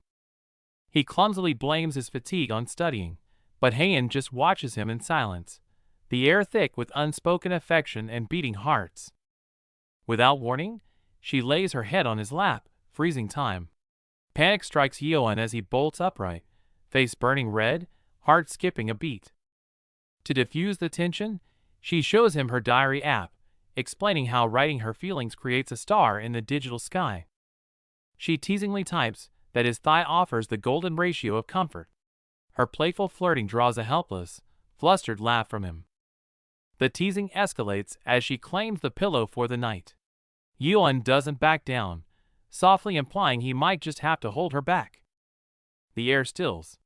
She questions his boldness, but the wavering yet determined look in Yuan's eyes tells her this is no mere joke. He leans in dangerously close, their breath mingling. His whisper challenges her, testing the fragile barrier protecting her heart. Touching her lips, she blames the alcohol to regain composure, frantically suggesting one last drink to stall the inevitable overflow of emotion. Dropping the facade, she confesses it's not the alcohol. With her back to him, she softly admits her deep desire to fall asleep in his arms. Her confession ignites a fire in his eyes. Instead of rushing, he asks for permission, his voice trembling with anticipation and respect. She turns back, eyes shimmering with challenge and hope. "If I say yes, do you have the courage to cross that line?" Before she can finish, he wraps his arms tight around her. Hesitation vanishes in the heat of his embrace, his action the only answer needed. But gravity ruins the moment. In a chaotic blur of limbs and startled cries, they crash onto the floor, romance instantly replaced by a clumsy thud. In the dim room, intimacy spikes. Heian embraces Yuan from behind, her heart thundering in the silence. Cheeks flushed, her gaze holds a mix of shyness and deep affection. She presses her face against his back, voice trembling yet firm. "I didn't want to cross the line, because you matter so much to me." Restraint only fuels the fire. Feeling her warmth, Yuan gently holds her hand. He reciprocates the tenderness. "In that case, let's just sleep in each other's arms tonight." They lie nestled together on the floor. Moonlight bathes their entangled figures, and a comforting silence fills the air, as if they are the only two people in the world. But before Hayen's heart can settle, steady breathing fills her ear. Her eyes widen in disbelief in this romantic moment. Did he just fall asleep instantly? Annoyance melts into affection. Remembering his late-night studying and the heavy equipment he hauled for work, she realizes his exhaustion has finally claimed him. Sitting by the bed, she pokes his cheek, resigned yet charmed. How can you make my heart race like crazy and then just drift off so peacefully? You said it was okay, anyway. Hayen sheds her jacket. With a mix of nervousness and anticipation, she carefully lies down beside him. This time, she initiates the closeness. The scent of body wash mixed with a hint of whiskey intoxicates her, compelling her to breathe him in deeply. Fingertips graze his collar, desire testing the edges of reason. She silently admits her craving for his scent, while Yuan murmurs softly in his sleep. Yet, the tighter the embrace, the heavier the guilt. I haven't told you who I really am. She feels like a secret observer, greedy for his warmth yet terrified. Watching his unguarded face, Hayen's gaze dims. The shining vocalist is gone. Right now, she's just an alien too afraid to reveal her true identity. Maybe I'm the coward. Wrapped in the midnight embrace, their bodies touch, but her secret stands like an invisible wall, tinging her happiness with bitterness. Morning light pierces through the blinds. Yuan groggily opens his eyes, but a strange sensation against his body jolts him from his stupor. A hangover pounds at his temples. My head, what happened after we talked about the Beatles? His memory is fragmented, leaving a frustrating void. He curls up, assuming Hayen went home. Suddenly, his spine stiffens, pupils dilating in shock. There's unmistakable body heat sharing his blanket. Trembling hands press against the lump in the covers. Soft, warm, definitely not a pillow. Cold sweat breaks out. What on earth is this? He rips the covers back to reveal a familiar face. Hayen squints lazily, a mischievous smirk playing on her lips as she watches his panic. Awake? Ah! Yuan screams, soul leaving his body. Unfazed, Hayen rolls over, propping her chin up to tease him. Sleep well? Hope I didn't squish you. Yuan clutches his collar, turning beet red. His brain finally processes the reality. He spent the entire night in the same bed as his idol? Morning light pierces the fog of a hangover as Yuan wakes in panic, memories fragmented. Beside him, Hayen props her head up, a teasing smile playing on her lips as she breaks the silence. Sleep well, Yuan? Memories rush by like a train, sealing the palpitations and secrets of that night, as the scent of romance quietly spreads through the air, signaling their relationship is heading into uncharted depths. The hum of the hairdryer fills the room as Hayen closes her eyes, letting her hair dance in the warm air. Yuan sits on the edge of the bed organizing his clothes, a silent intimacy flowing between them. In the kitchen, Yuan stares at the boiling ramen while his mind explodes. Fragmented memories flash like lightning. Bare skin, shared warmth, and Hayen's shy smile. Did he really spend the night in the same bed with her? Yuan! A sudden call snaps him out of his spiraling thoughts, nearly making him drop his chopsticks. Sitting on the living room floor, Hayen looks up with clear, expectant eyes, casually asking, Do you have plans today? Yuan hastily hides his inner turmoil, explaining he has work later. Hayen rests her chin on her hands, the starlight in her eyes turning into gentle concern, seemingly seeing right through his lingering fatigue. In that case, won't you stay a bit longer until my work starts? Hayen's invitation instantly warms the air. Yuan stares down at his ramen, heart racing, while clumsily muttering, I don't mind. Faced with Hayen's direct expectation, Yuan's insecurity suddenly flares up. He scrambles for excuses, terrified of becoming a burden, causing a flicker of disappointment to pass through Hayen's eyes. Their conversation turns subtle amidst the steam rising from the ramen. To cover his retreat, Yuan stiffly explains he needs to change, emphasizing his studio is nearby, a clumsy excuse to both flee and stay close. Yuan secretly calculates the convenience of the location, while Heian, eating her noodles, quickly suppresses the urge to tell him to come over anytime. Both are treading carefully around the boundaries of their relationship. Even over a simple bowl of ramen, Yuan's internal drama continues. Feeling he has nothing to offer, he dares not hope Heian would visit without reason, until a soft call pulls him back to reality. The topic suddenly shifts to exercise. Relieved, Yuan chatters about his morning runs and past club activities, trying to present a normal, healthy image, completely unaware he's walking into a sweet trap. Just as I expected, Heian bites her chopsticks, a mischievous glint in her eyes, as she drops a bombshell without warning. I felt your body was well-toned when I hugged you yesterday. Yuan's brain short-circuits instantly, cold sweat breaking out. Heian shows no mercy, continuing to describe the sensation with a lazy drawl. You hugged me so tight, the solid muscle, your arms are really strong. Seeing Yuan's flushed face, as he tries to verify the facts, Heian bursts into laughter. She mimics his drunken tone from the night before. I held back a lot, you know. That's what you said. You're lying, right? Just teasing me. Yuan is a mix of shame and indignation, suspecting a prank. But Heian's certain gaze makes him realize those embarrassing memories might actually be real. Heian drops the teasing, her gaze softening. She confesses she thought she'd have insomnia, but found peace in his immediate slumber. So, naturally, she fell asleep right beside him. Yuan, trembling with shame, wants nothing more than to disappear, apologizing profusely for his drunken state. But Heian simply lowers her eyes gently, whispering, It's fine. Actually, I enjoyed that hug too. It's been a long time since someone hugged me with all their strength. Heian looks out the window, her tone revealing a rare vulnerability and relief. I realized then, hugs are truly vital for us humans. The sound of running water returns in the kitchen.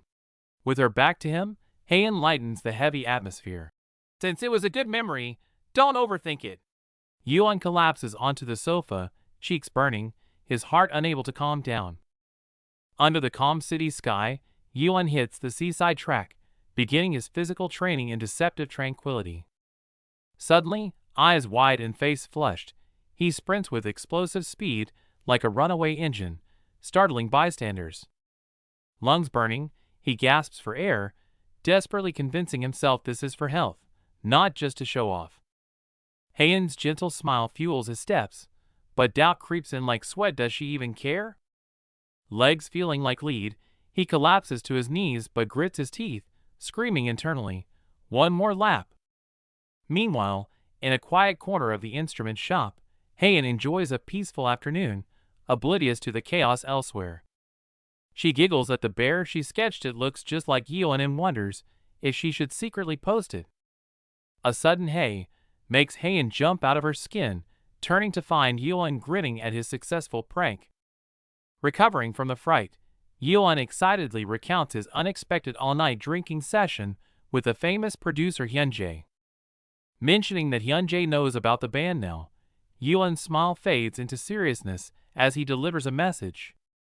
A live performance music video. The proposal leaves Heian frozen, pin hovering in midair, stunned. Seeing her hesitation, Yuan quickly adds that they can edit to hide her face, but the weight of the decision remains. Alone in thought, she wrestles with her desire to stay hidden versus the what-if growing silently in her heart. A warm smile flashes in her mind. Perhaps with just a little courage, she can step closer to that shining world. To protect those precious feelings, Heian finally decides, if she can stay hidden, she will give it a shot. Back in reality, Yuan drags his aching body down the street, every step feeling like torture.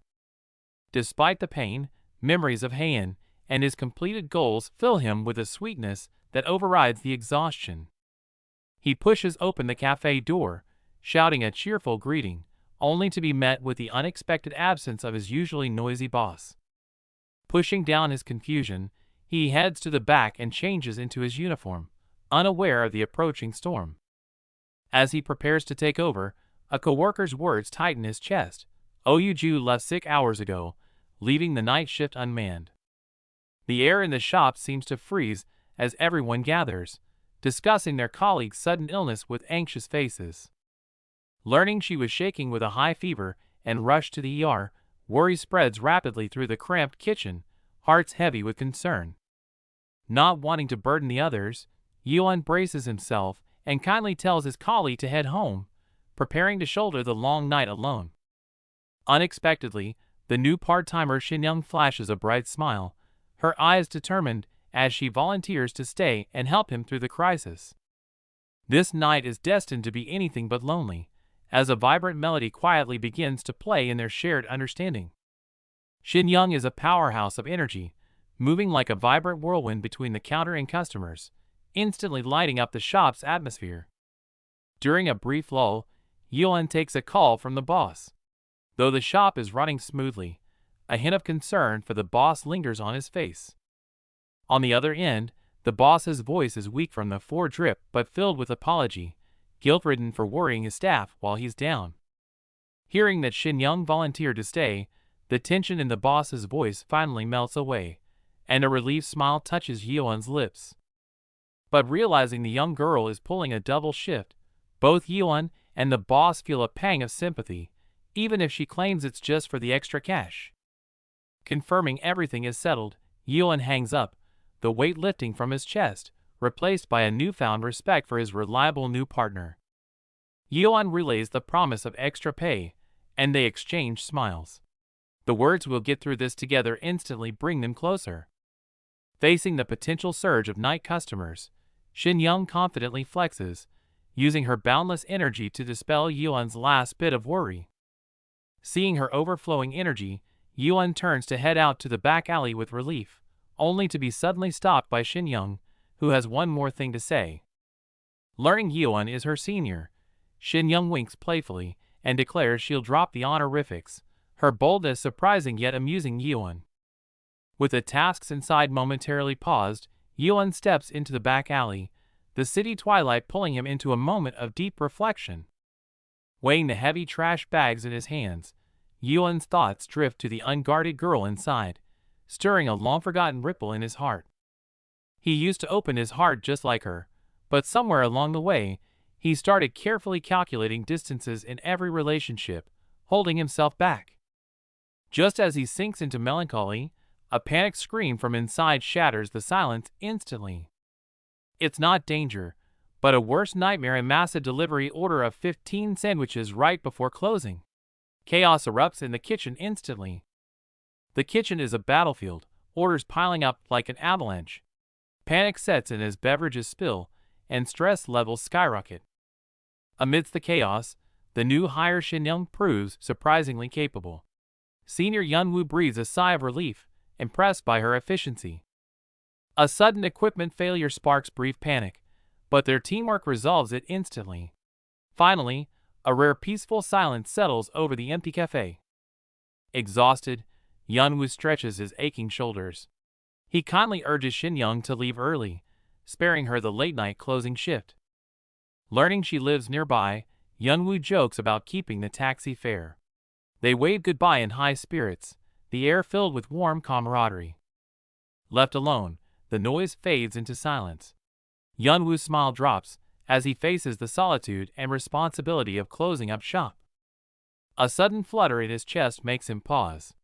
In that daze, a vision of a purple-haired girl smiling gently surfaces in his mind.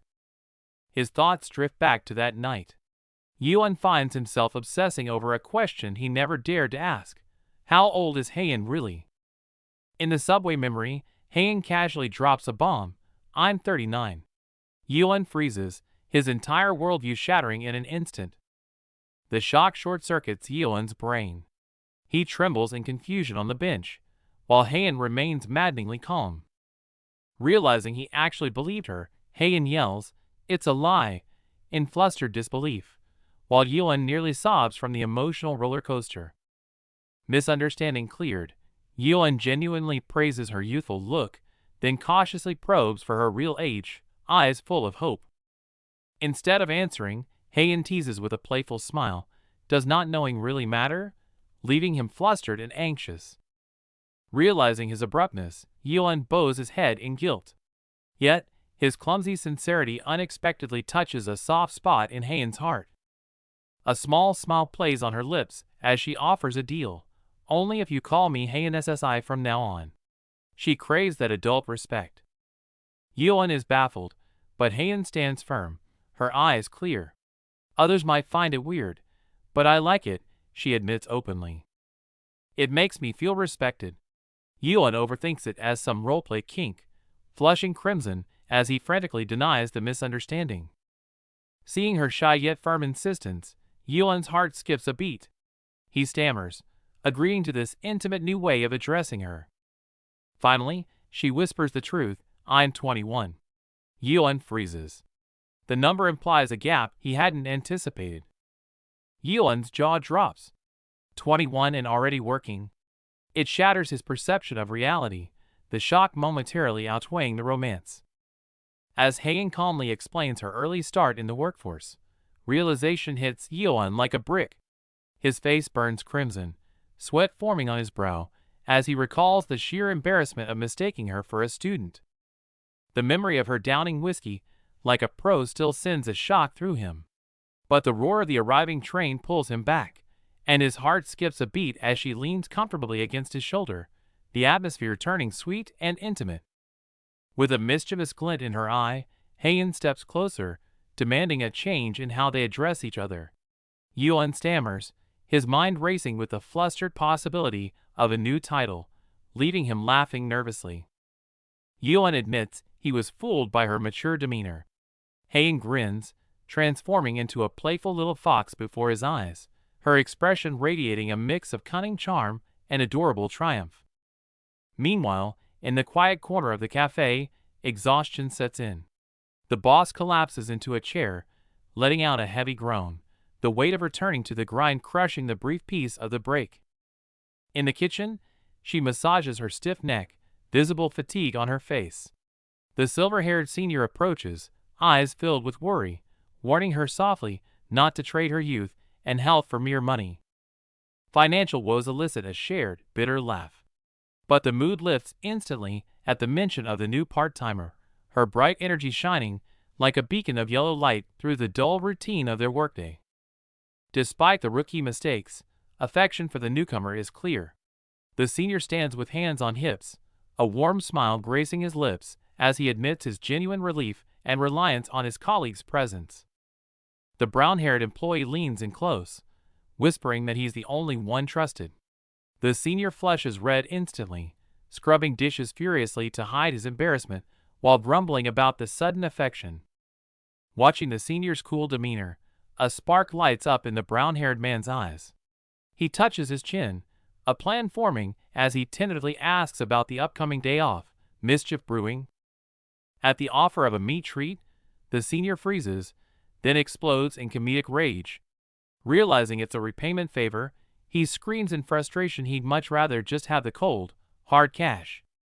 The brown-haired man clings desperately, whining for beef. The senior sighs in defeat, only for the conversation to take a shy turn with the suggestion of cooking at home, introducing a subtle, intimate tension. The senior's loud refusal echoes he won't grill alone, like a sad bachelor. But the scene cuts to him standing solitary at the sink, his slumped shoulders betraying the deep, creeping loneliness of living alone. Sensing the hesitation, the brown-haired man softens his voice, extending the invitation again. The senior lowers his gaze, his defenses crumbling silently against the irresistible allure of companionship. Suddenly, the senior snaps back to a cold, professional mask. He barks a short order to man the counter and strides away, leaving the brown-haired man standing there, blinking in utter confusion. The scene shifts to a gray-haired man in a bucket hat, lost in his own world. Notes dancing on his phone screen wall off the surrounding noise, leaving only intense, focused listening. In his mind, the music explodes into a vibrant pixelated stage. Rough as the mix is, Heian's guitar carries a magical, distinct identity that forces him to see the potential beyond the raw melody. Torn between the tracks, he furrows his brow in a pleasant dilemma. The retro vibe is too captivating to judge lightly. He decides he needs the precision of his studio monitors to make the final call. A soft shutter click shatters the peace. He instinctively pulls his hat lower, eyes darting to catch the sneak photographer. A wave of unease washes over him, the annoying, intrusive price of his fame. The lens focuses on a corner of the cafe where a voyeur eagerly aims her camera, while the gray-haired man pulls his hat down, swallowing his frustration in the tense silence. A shout shatters the silence. The waiter spins around, pointing an accusing finger at the intruder. Patience is run out, and the conflict erupts instantly. Instead of apologizing, the woman defends herself by citing the victim's fame, but the waiter stands his ground, his eyes burning with righteous anger and principle. "I'm a customer too," she cries, only to be crushed by the waiter's cold retort. "Did you even order?" Her arrogance instantly freezes in the air. The senior staff straightens his back.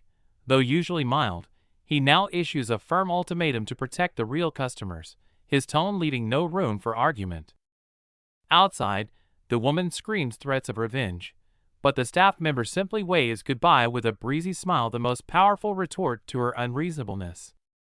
As the storm settles, the gray-haired man apologizes guiltily, but the waiter switches to a relaxed expression, melting the awkwardness with warm tolerance. "Famous or not, you're just a customer who likes cappuccino." These gentle words soothe all anxiety like a warm current, quietly drawing them closer. The warm cup in his hands bears witness to this healing moment. Regarding the cafe as his best refuge, the man leaves with a lingering sense of gratitude. The moment he relaxes, the tension crashes down, and the senior complains about the stress while the boss gives a thumbs up, eyes filled with admiration for his capable partner.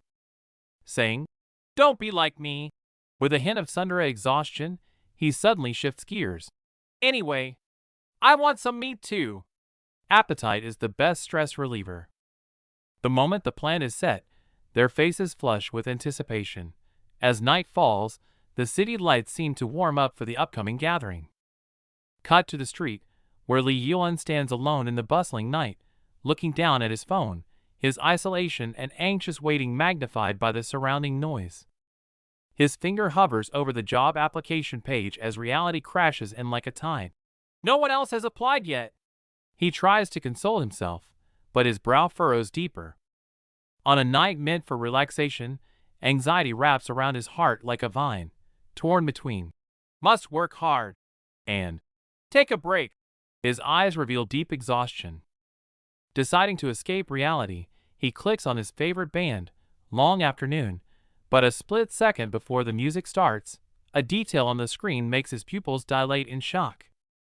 The familiar album cover fills his vision, but before he can process the surprise, a familiar voice calls from behind. The boss appears, interrupting his train of thought.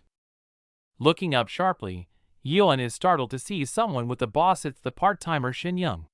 The unexpected reunion makes his heart skip a beat. "She had a rough day too."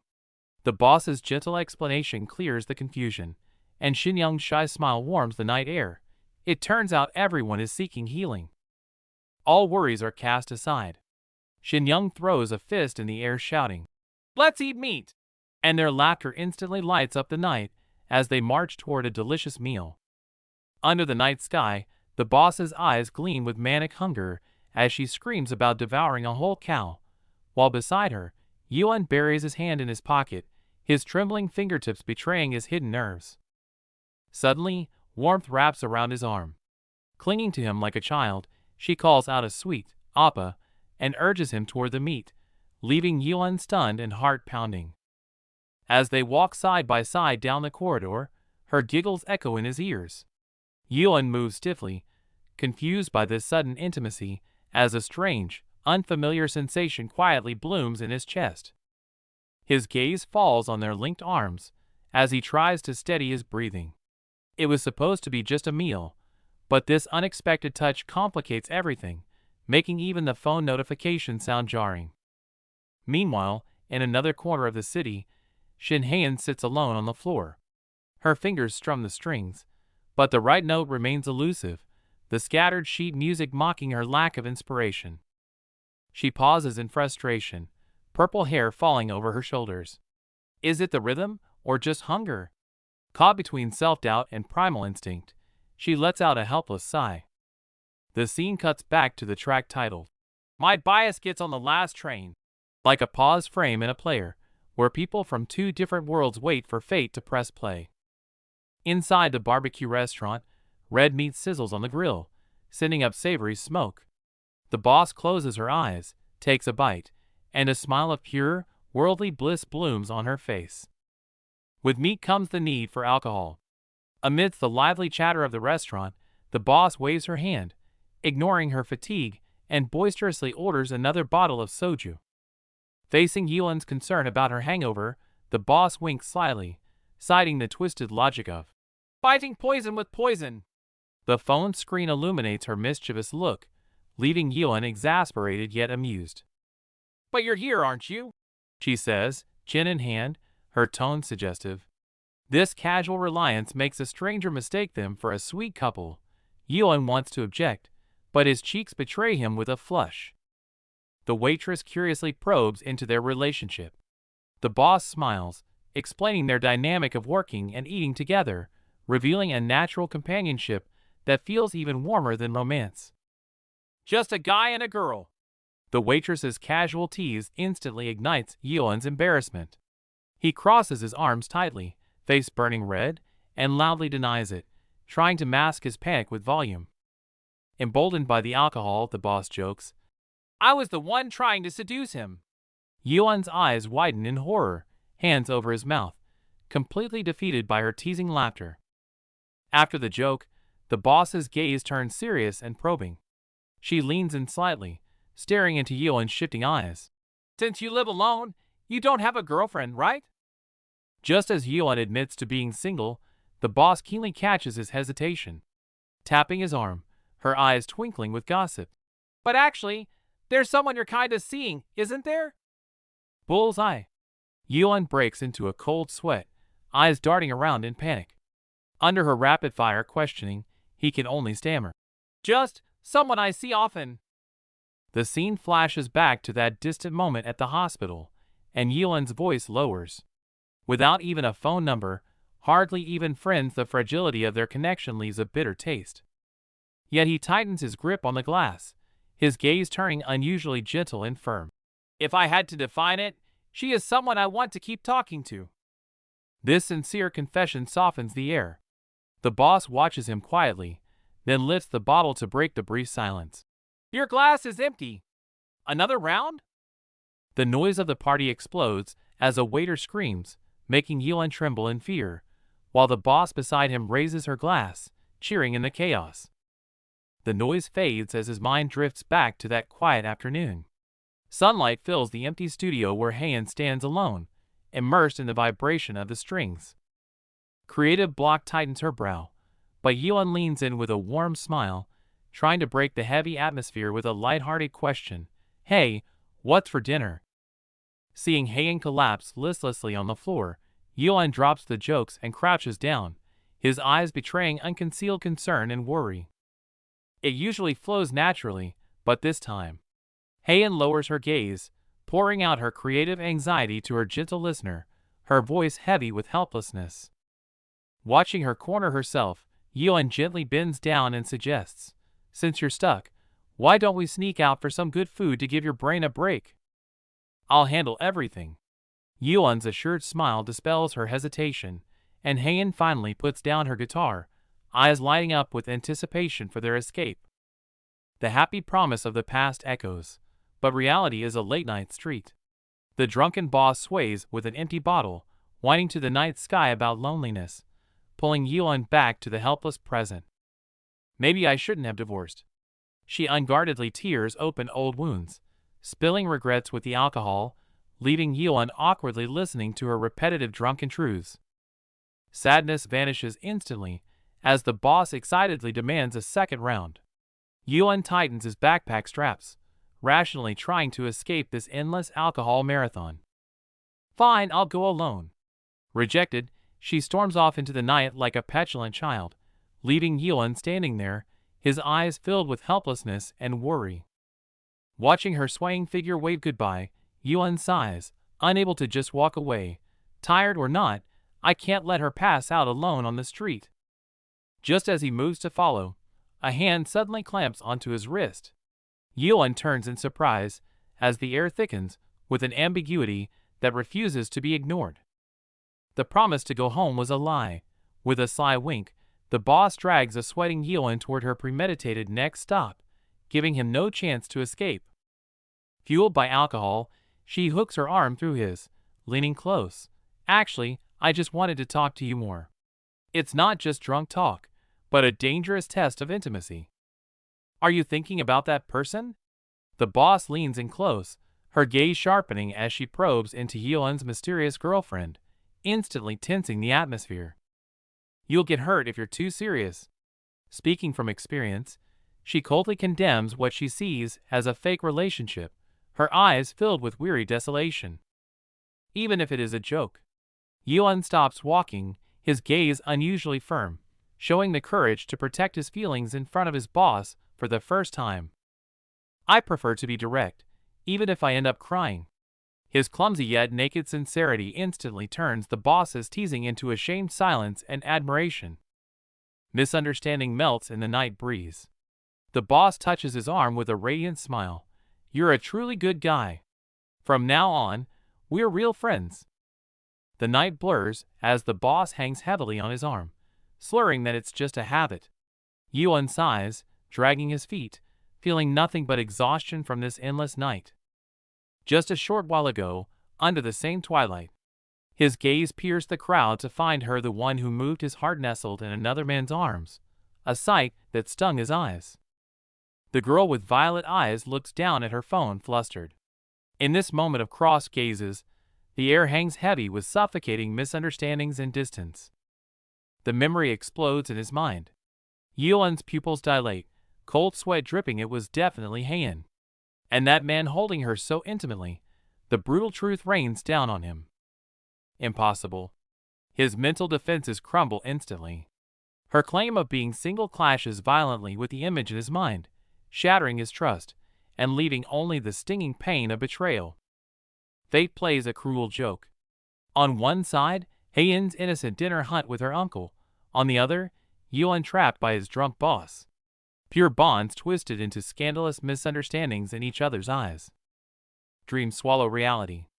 A massive purple shark prowls above the ruined city, like inescapable fate, churning up turbulent waves in the deep night.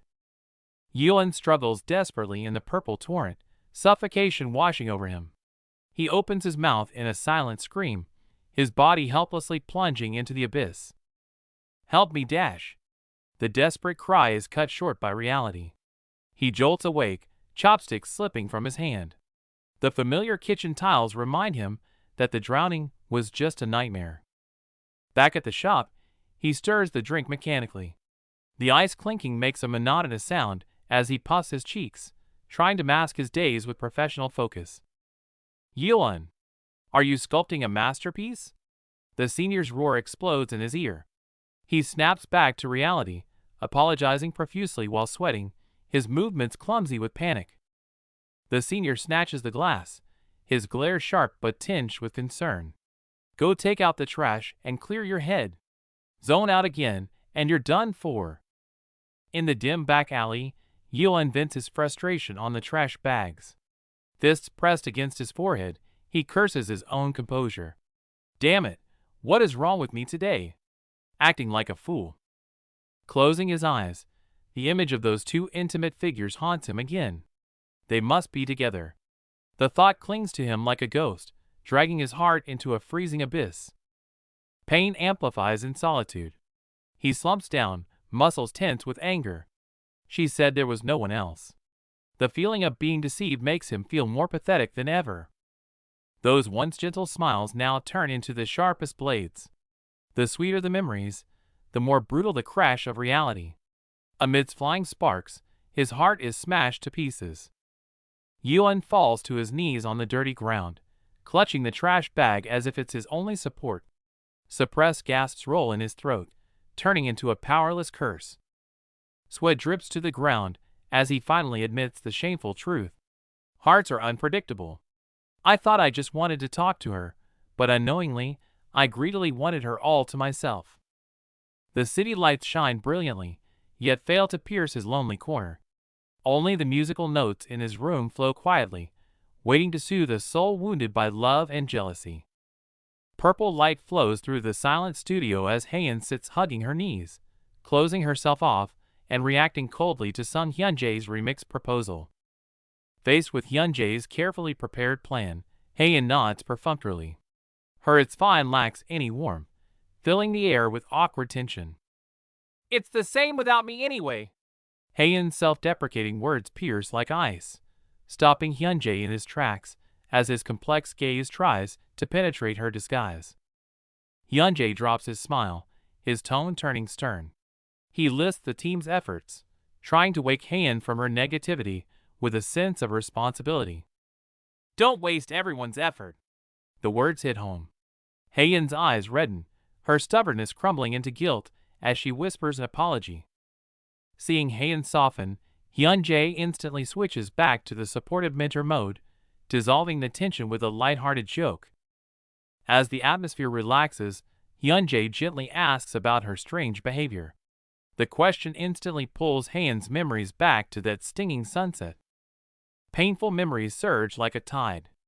Haein bites down on her mask, forcing the desperate scream back into her throat, though her heart is already in ruins. Suppressed emotions finally burst the dam. She screams in a hallucination, her utter disappointment in relationships turning into blades directed at the bewildered Hyunjae. Trembling, she accuses the inconsistency of the human heart. A bond she once trusted implicitly has now become the deepest scar on her heart. Facing Haein's brokenness, Hyunjae doesn't argue but quietly uses this as a starting point, trying to guide her to re-examine the relationship gently. "The human heart is like a riverbed. It looks shallow, but diving in can be fatal." Hyunjae uses a deep metaphor, gently warning her not to hurt herself in uncertain affections. Hyunjae's words plunge her into thought. She has to admit, perhaps her own high expectations turn the relationship into a heavy burden. Fear strikes again. She starts questioning her encounter with Yeon. Could all the fluttering hearts and companionship be just a superficial, fleeting cloud? Cutting back to the subway station, seeing Yeon's defenseless, brilliant smile, Haein feels no comfort, but rather an inexplicable surge of irritation and anger. She wants to scream out her frustration, yet a faint voice deep inside admits, despite the anger, she still desperately wants to see that stupid face. The late-night subway station is empty and desolate. Yeon walks down the stairs alone, his figure looking lonely, a certain resolve hidden in his eyes. He spots the figure at the edge of the platform instantly. Haein isn't sitting as usual, and this anomaly makes Yeon's heart suspend in midair. The bitterness of misunderstanding surges. Yeon grips his bag strap until his knuckles turn white, the suspicion of a boyfriend making him feel as painful as a clown begging for attention. The air seems to freeze. Haein's decisive words, "We probably won't meet again," strike like a heavy hammer, shattering the last shred of hope in Yeon's eyes. The air on the platform freezes instantly. Yeon screams desperately for a chance to talk, sweat trickling down his face, but Haein's icy stare reflects nothing but cold detachment, shutting him out completely. Suppressed insecurity finally erupts. Yeon demands to know if she has a boyfriend. As Haein stands in shock, he unleashes the accusation that has been tormenting him. He saw her arm in arm with another man. The absurdity of the misunderstanding dawns on her. She explains it was just her uncle, but seeing Yeon's disbelief, her embarrassment turns into sharp anger at being taken for a liar. The tables turn instantly. Flushing with indignation, Haein fires back, accusing him of the same crime. Yeon freezes as the memory of a clumsy moment with his boss flashes through his mind. Digging himself into a deeper hole, Yeon stammers about a company dinner. But his clumsy excuses crumble under Haein's sarcastic barrage, and the situation spirals completely out of control. Despair overwhelms reason. Refusing to hear another word, Haein storms off, leaving behind a crushing waste of time. Yeon stands frozen, the words piercing his heart like a blade. The train approaches with a deafening roar, wind whipping her hair. Haein stands at the edge, heart heavy with bitterness. Did all those moments really mean nothing to him? Logic snapped seconds before the end. Yuan lunges forward, grabbing her arm in a desperate, breathless plea, begging her to stay, just for this one night. Whether rain or sweat, his face is drenched, but his eyes burn with resolve. He screams into the night, vowing to prove his sincerity to her wavering heart with every fiber of his being. The sudden outburst short-circuits her brain. Anger gives way to shock as a flush spreads across her cheeks. She stares at him, heart skipping a beat, completely thrown off by his clumsy intensity. A new chapter unfolds. Beneath the romantic glow of the city streets where lovers walk, the camera shifts to a solitary figure deep in thought, perhaps holding the key to this tangled romance. The harsh light of the cooler illuminates a face of indecision. The cafe owner is trapped in his nightly ritual: 2 cans for a buzz, or a 4-pack to forget. Life's dilemmas boiled down to beer math. A pink-tinted fantasy takes over.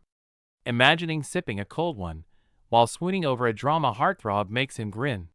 To preserve the perfect moment, he settles on just 1 can, staying sober enough to savor the sweetness.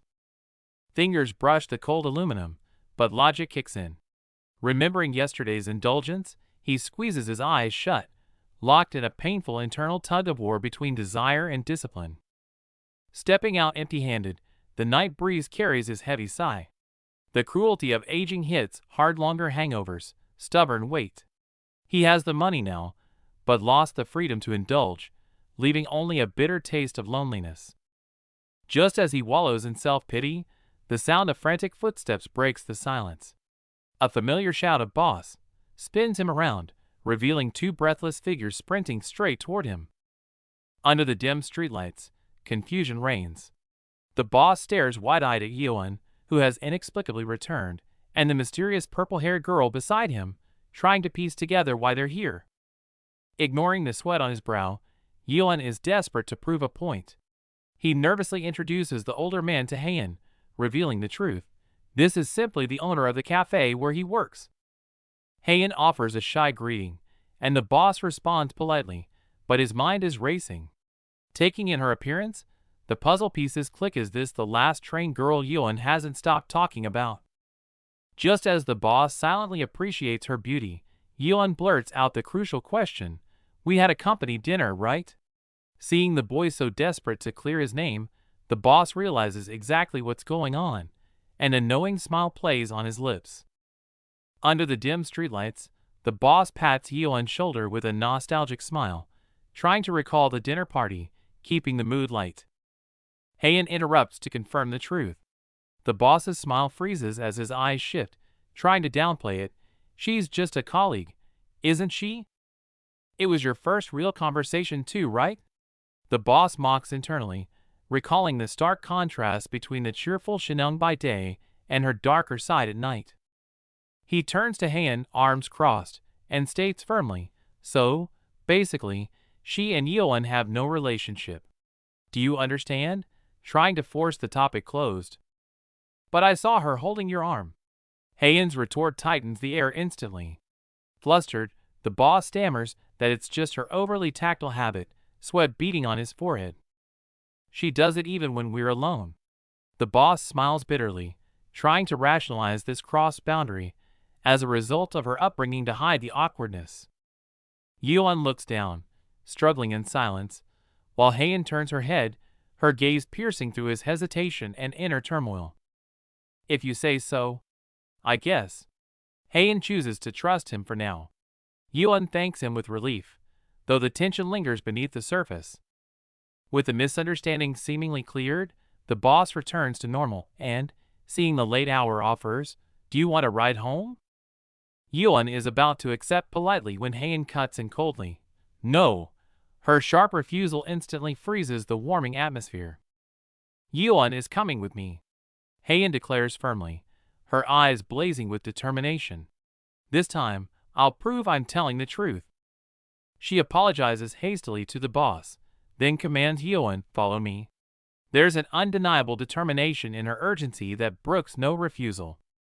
Heian grabs Yuan's hoodie, dragging the bewildered boy away, leaving the boss alone at the corner, watching them fade into the distance in shock. As the noise fades, the boss stands alone on the empty street, sighing, looks like I'll just have a beer tonight to drown my sorrows. Sudden shift. A dragon roars on the screen as a hero clashes with a powerful boss in a flurry of blades and light intense action. You died. As the screen fades to black, the figure on the sofa throws down the controller in despair, cursing the game's insane difficulty. Just as rage peaks, the doorbell rings abruptly. Who is it at this hour? He turns his head, annoyed and confused. The door swings open, and before he can react, Heian shouts at the long-haired man, "Uncle, I have something to ask you." "I'm your niece, right?" Heian points frantically at Yeon, shouting, "This guy keeps thinking you're my boyfriend." "Huh? Boyfriend?" The uncle pauses, then face bombs with an awkward chuckle. "That misunderstanding is ridiculous, haha." Under the studio spotlight, Heian teases her uncle about looking like a sugar daddy, while he crosses his arms, desperately defending his age in a burst of playful banter. Flashback to the misunderstanding. The uncle casually drapes his arm around Heian, while from the shadows, a sharp gaze locks onto them, filling the air with a scent of jealousy and unease. It was Yeon watching from the dark. Standing in the cold wind, his gaze shifts from gentle to heavy complexity, as a wave of internal turmoil plunges him into silence. Suddenly, the uncle spins around, approaching Yeon with an intimidating grin. He points a finger straight at him, teasingly demanding, "Who are you?" Heian's boyfriend? Leaving Yeon sweating in panic. Yeon stammers out flimsy excuses, while a blushing Heian yells at her uncle to stop being weird. The uncle simply waves it off, abruptly ending the chaotic farce. As the chaos settles, reality sets in. The uncle points out that public transport has stopped. Yeon looks distressed, and even Heian, despite her calm facade, hides a flicker of worry. Stranded on the cold streets, the trio faces a dilemma. Taxes are too expensive, and walking is impossible. The weight of financial stress and exhaustion hangs over Yeon like the night sky.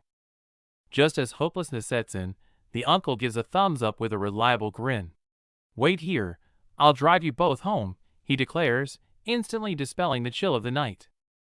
Heian skeptically points out he has no car, but the uncle crosses his arms with a confident, mysterious smirk. "I'll borrow one. I have connections around here." A friend readily agrees to lend a car, and the uncle departs. Left alone on the dim street corner, the atmosphere shifts from chaotic to awkwardly quiet, a delicate silence settling between them. Heian looks at Yeon apologetically. "Sorry, my uncle is just stubborn." Yeon closes his eyes and shakes his head gently. "No, I'm grateful." An unspoken understanding flows between them.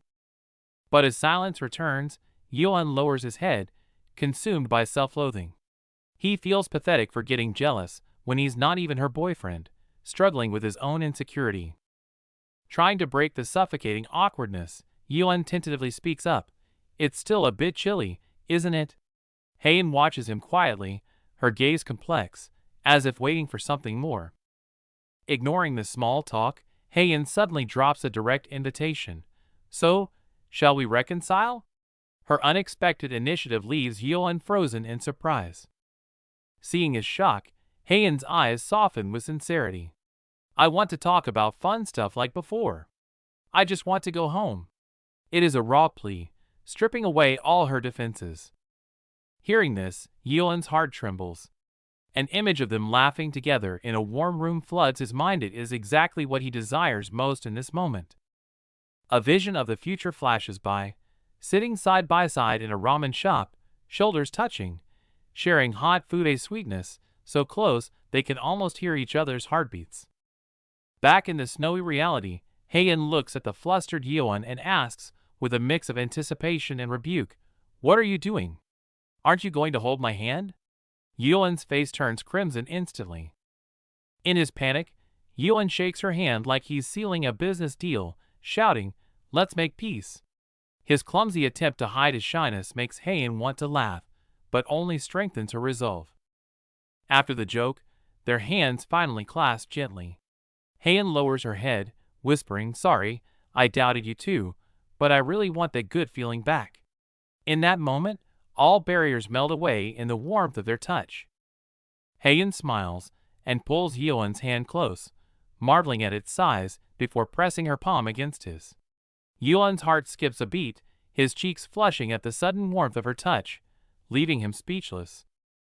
Under the warm glow, their hands press together. Heian teases him about playing guitar with such big hands, while Yuan laughs off her piano logic, a shared musical understanding flowing between them. Watching Heian confidently brag about her octave reach, Yuan can't hide the smile in his eyes. Though he calls it crazy, his heart melts at her playful charm, his gaze softening. Heian's gaze softens as she recalls childhood melodies. When Yuan asks if they should go inside, she suggests just sitting there, seemingly wanting to stretch this moment of solitude a little longer. Leaning against the door to wait, Yuan tentatively asks about her uncle. Learning he owns the studio, his curiosity about her world deepens, their conversation laced with tentative care. Stepping inside, the soft purple lighting creates an intimate atmosphere. Heian casually tells him to relax, while Yuan holds his breath, scanning the dumbbells and laptop as if entering her secret sanctuary. Band posters and an electric guitar in the corner silently speak of the owner's past. Lying on the bed, Yuan's mind races, trying to piece together the image of Heian's musician uncle, his emotions complex and subtle. Sinking into the beanbag, Yuan spots an enviable gaming console. Realizing Heian must come here often, a complex mix of jealousy and admiration bubbles up in his chest at her familiarity with this place. His mind drifting, Yuan blushes, imagining a young Heian in school uniform. Meanwhile, in the kitchen, Heian stares perplexed at the piled-up takeout, reality contrasting sharply with a sweet daydream. "Here." Heian's voice breaks his trance as she hands him a drink. She sits down next to him, instantly closing the distance and making the air feel suddenly thin, Yuan's fingers stiffening. Shoulders nearly touching, a sweating Yuan stammers, asking why she's so close. Heian calmly points to the single beanbag, her logical excuse leaving him no room to argue, yet sending his heart racing. Yuan tries to move to the floor, but Heian stops him. Sipping her drink, her gaze is calm but commanding. "Stay still." It's more comfortable leaning shoulder to shoulder. Her words strike him like electricity. With no escape, Yuan sits stiffly, making awkward small talk about the old beanbag stuffing. Side by side in the cramped space, their heartbeats seem louder than their stumbling conversation. Heian explains this is how she always sits with her uncle. Yuan nods along, sipping his drink to hide his wandering eyes, secretly analyzing the intimacy behind her words, while trying to calm his racing pulse. Realizing she's always leading, Yuan feels a surge of resolve. Knowing he caused this situation, he decides to break the strange tension and perhaps move closer. Heian, sensing the shift, tilts her head in confusion. Just as Heian leans in, Yuan's courage crumbles. In a panic, he blurts out a clumsy comment about how close she is with her uncle, desperately trying to mask his inner chaos with an exaggerated smile. Surprisingly, Heian takes it seriously. Her eyes soften as she recalls how her uncle's guitar and movie nights filled the void of her lonely childhood, revealing a tender side of herself to Yuan. She leans comfortably against his shoulder, joking about her uncle aging. Filled with her trust, Yuan turns suddenly, his gaze intense as he calls out her name, "Heian." Heian pauses, softly noting that her uncle calls her that too. But Yuan stares intently, the sweat on his brow betraying his nerves. He's not just talking about her uncle anymore, he wants something exclusive. "I want to call you that too." Yuan finally summons the courage, attempting to cross the line of polite formality. Heian grips her bottle, cheeks flushing crimson as she lowers her head in flustered shyness. The atmosphere stiffens. Yuan pushes back, demanding agency and questioning why her will always prevails. Heian lowers her gaze, eyes glistening with suppressed tears. Confused by his puppy-like whining, Heian's tension melts into amusement. She sighs, offering a compromise while firmly setting her boundaries. Given permission, Yuan's eyes light up. He wastes no time, leaning in and chanting her name repeatedly, leaving Heian frowning in resignation. Overwhelmed by the barrage of her name, Heian blushes furiously. She tries to stop him, but Yuan plays innocent, citing her own rules. Teased by his playful smirk, Heian curls up. Though she calls it childish, her eyes betray a hidden smile and the warmth of being adored. The tables turn. Heian smirks and softly whispers Yunwoo repeatedly, her gentle voice instantly turning Yuan's confidence into flustered panic. Heart racing, Yuan stammers a question. Heian simply blinks innocently, her soft "don't you like it" completely shattering his defenses. Seeing him curled up and blushing in denial, Heian laughs in triumph. Her sweet revenge forces him to feel the same embarrassment and flutter she did. Just his name, yet his blood boils. Yuan clutches his knees, questioning his sanity amidst the deafening heartbeat, terrified by this uncontrollable excitement. After the playfulness, silence falls. Heian lowers her gaze, their touching fingertips conveying a silent warmth that deepens the quiet intimacy. A warning echoes in her mind. The human heart is an abyss. Diving in blindly only leads to injury. Those cold words remain a thorn in her heart. To avoid pain, she lowered expectations and built walls. Past betrayal taught her that excessive trust only distorts reality and invites deeper suffering. Logic resists, but her defenses crumble tonight. Loneliness screams from her soul as she curls in the light, craving a reckless moment of confession. She finally breaks the silence. Watching Yuan's nervous profile, Heian's voice trembles as she unveils the old scar. "I was betrayed before." The heavy words hang in the air. Yuan's pupils constrict in disbelief. Heian remains heartbreakingly calm, her eyes dead, as if telling a stranger story. In the dim locker room, the air stagnates. The sudden truth strikes Yuan hard. He looks at the silent girl, unsure how to soothe such heavy sorrow. Flashback to a sunny afternoon. Suddenly filmed while practicing, she panics. No makeup, unprepared, she tries to dodge the abrupt recording session. Pressured to sing a popular hit for views, Heian frowns. Her panic shifts to defiance. She refuses to compromise her taste just to please the crowd. Despite protesting, she picks a compromise. Taking a deep breath, her fingers find the strings, and in that moment, she reclaims her rhythm.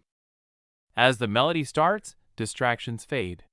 A confident smile curves her lips as she immerses herself in the guitar's resonance, shining in her truest form. Fingers dance on strings, lost in the melody's world, until the weight of watching eyes pricks her skin like needles, piercing her sense of safety. The floodgates of memory creak open at his question. Facing his concerned gaze, she takes a breath to touch the long-sealed pain. "Back then," her voice cracks, body curling inward as if seeking even a shred of warmth from a high school memory that only seemed bright. Fingers interlace tightly, unspeakable pasts choking her throat, while a piercing gaze from deep memory still sends suffocating shivers down her spine. Just as she begins to drown, his gentle voice offers a lifeline. "You don't have to explain the details. I'm right here with you." Thoughts drift back to that corridor, bathed in sunlight, where two figures were once her first anchor in a strange world. It all looked so perfect.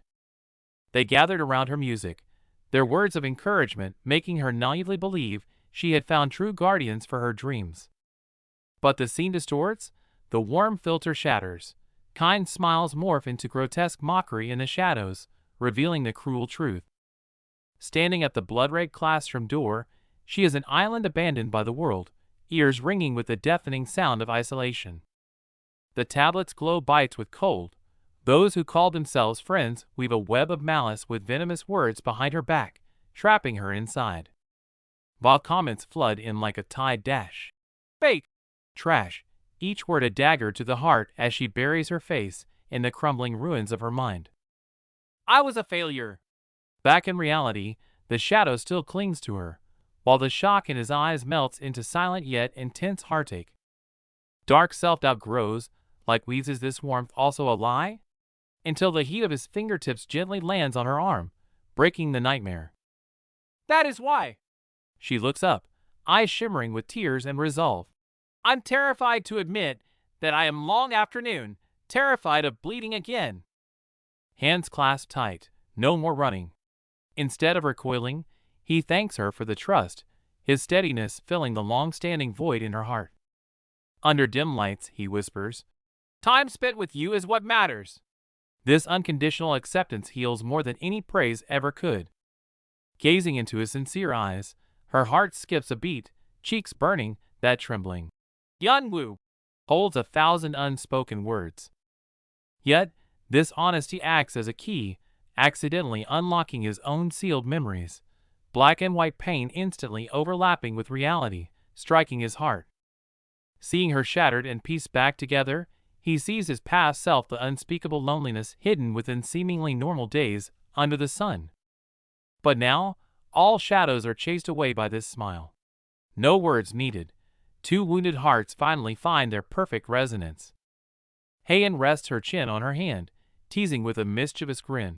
Yeonwoo SSI, your face gives everything away. Flustered, Yeon averts his gaze, cheeks burning. Really? I thought I had a poker face. Yeon mutters in disbelief, recalling how his boss often called him detached, sparking a moment of self-doubt. Want to test it out? Haein leans in, her finger lightly grazing his chest. The air thickens, and Yeon holds his breath, his heart pounding like a drum. Her purple eyes lock onto his, the distance closing until their breaths mingle. Yeon's mind goes blank, managing only a meaningless stammer under the intense pressure. Danger? Too close. As he tries to pull back, his arm brushes against something soft Haein's chest. Yeon's sanity snaps instantly, his world turning a shade of panic pink. He spins around and covers his face, ears burning with shame, while Haein's teasing voice comes from behind. Oh, why turn away? I can't continue like this. Haein moves to tease him again, but her gaze accidentally falls on his lap. Her eyes widen in shock, and her face instantly flushes a deep beet red. Ah! Wait! I think Uncle is here. Stuttering a clumsy excuse, Haein scrambles out of the room in a panic, leaving a bewildered Yeon behind. Hiding outside, Haein clutches her burning cheeks. Recalling what she just saw, a smile creeps onto her lips. Yeonwoo SSI, you really are honest. Back in the room, alone, Yeon finally snaps out of the haze of intimacy and chaos, but then it hits him. Wait, what just happened? In that split second, he feels the reaction below his waist. A thunderbolt of realization strikes his brain. The silence is deafening as shame washes over him. I'm doomed! And I'm wearing loose pants. Yeon curls up on the floor in a silent scream, the sheer humiliation making him want to disappear into the ground. Meanwhile, Haein leans against a wall in the corner, heart still racing, blushing furiously as she mutters. We only touched arms.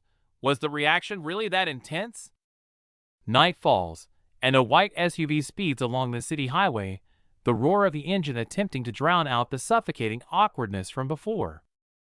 The tension inside the car is palpable. Yeon and Haein stare silently out the windows until the uncle finally breaks the ice. Why so quiet? Did you two fight again? Haein hastily denies it, quickly changing the subject to the borrowed car. The uncle chimes in. We really should rent a proper car for the rock festival. By the way, you're Haein's friend, Yeonwoo, right?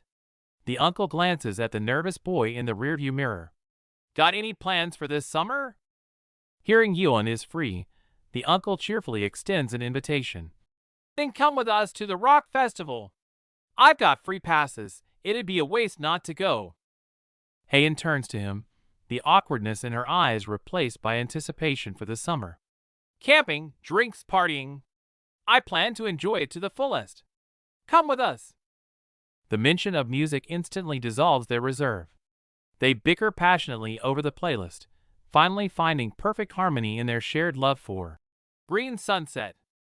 Reality weighs heavy as the laughter fades. Yeon looks down, anxiety about his job hunt clouding his face, convinced summer is a luxury he can't afford. But Haein turns, cutting through the gloom. Her gaze softens, holding a quiet determination. Ignoring the obstacles, Heian smiles with genuine anticipation, whispering a wish to share that electric summer festival with him, no matter what.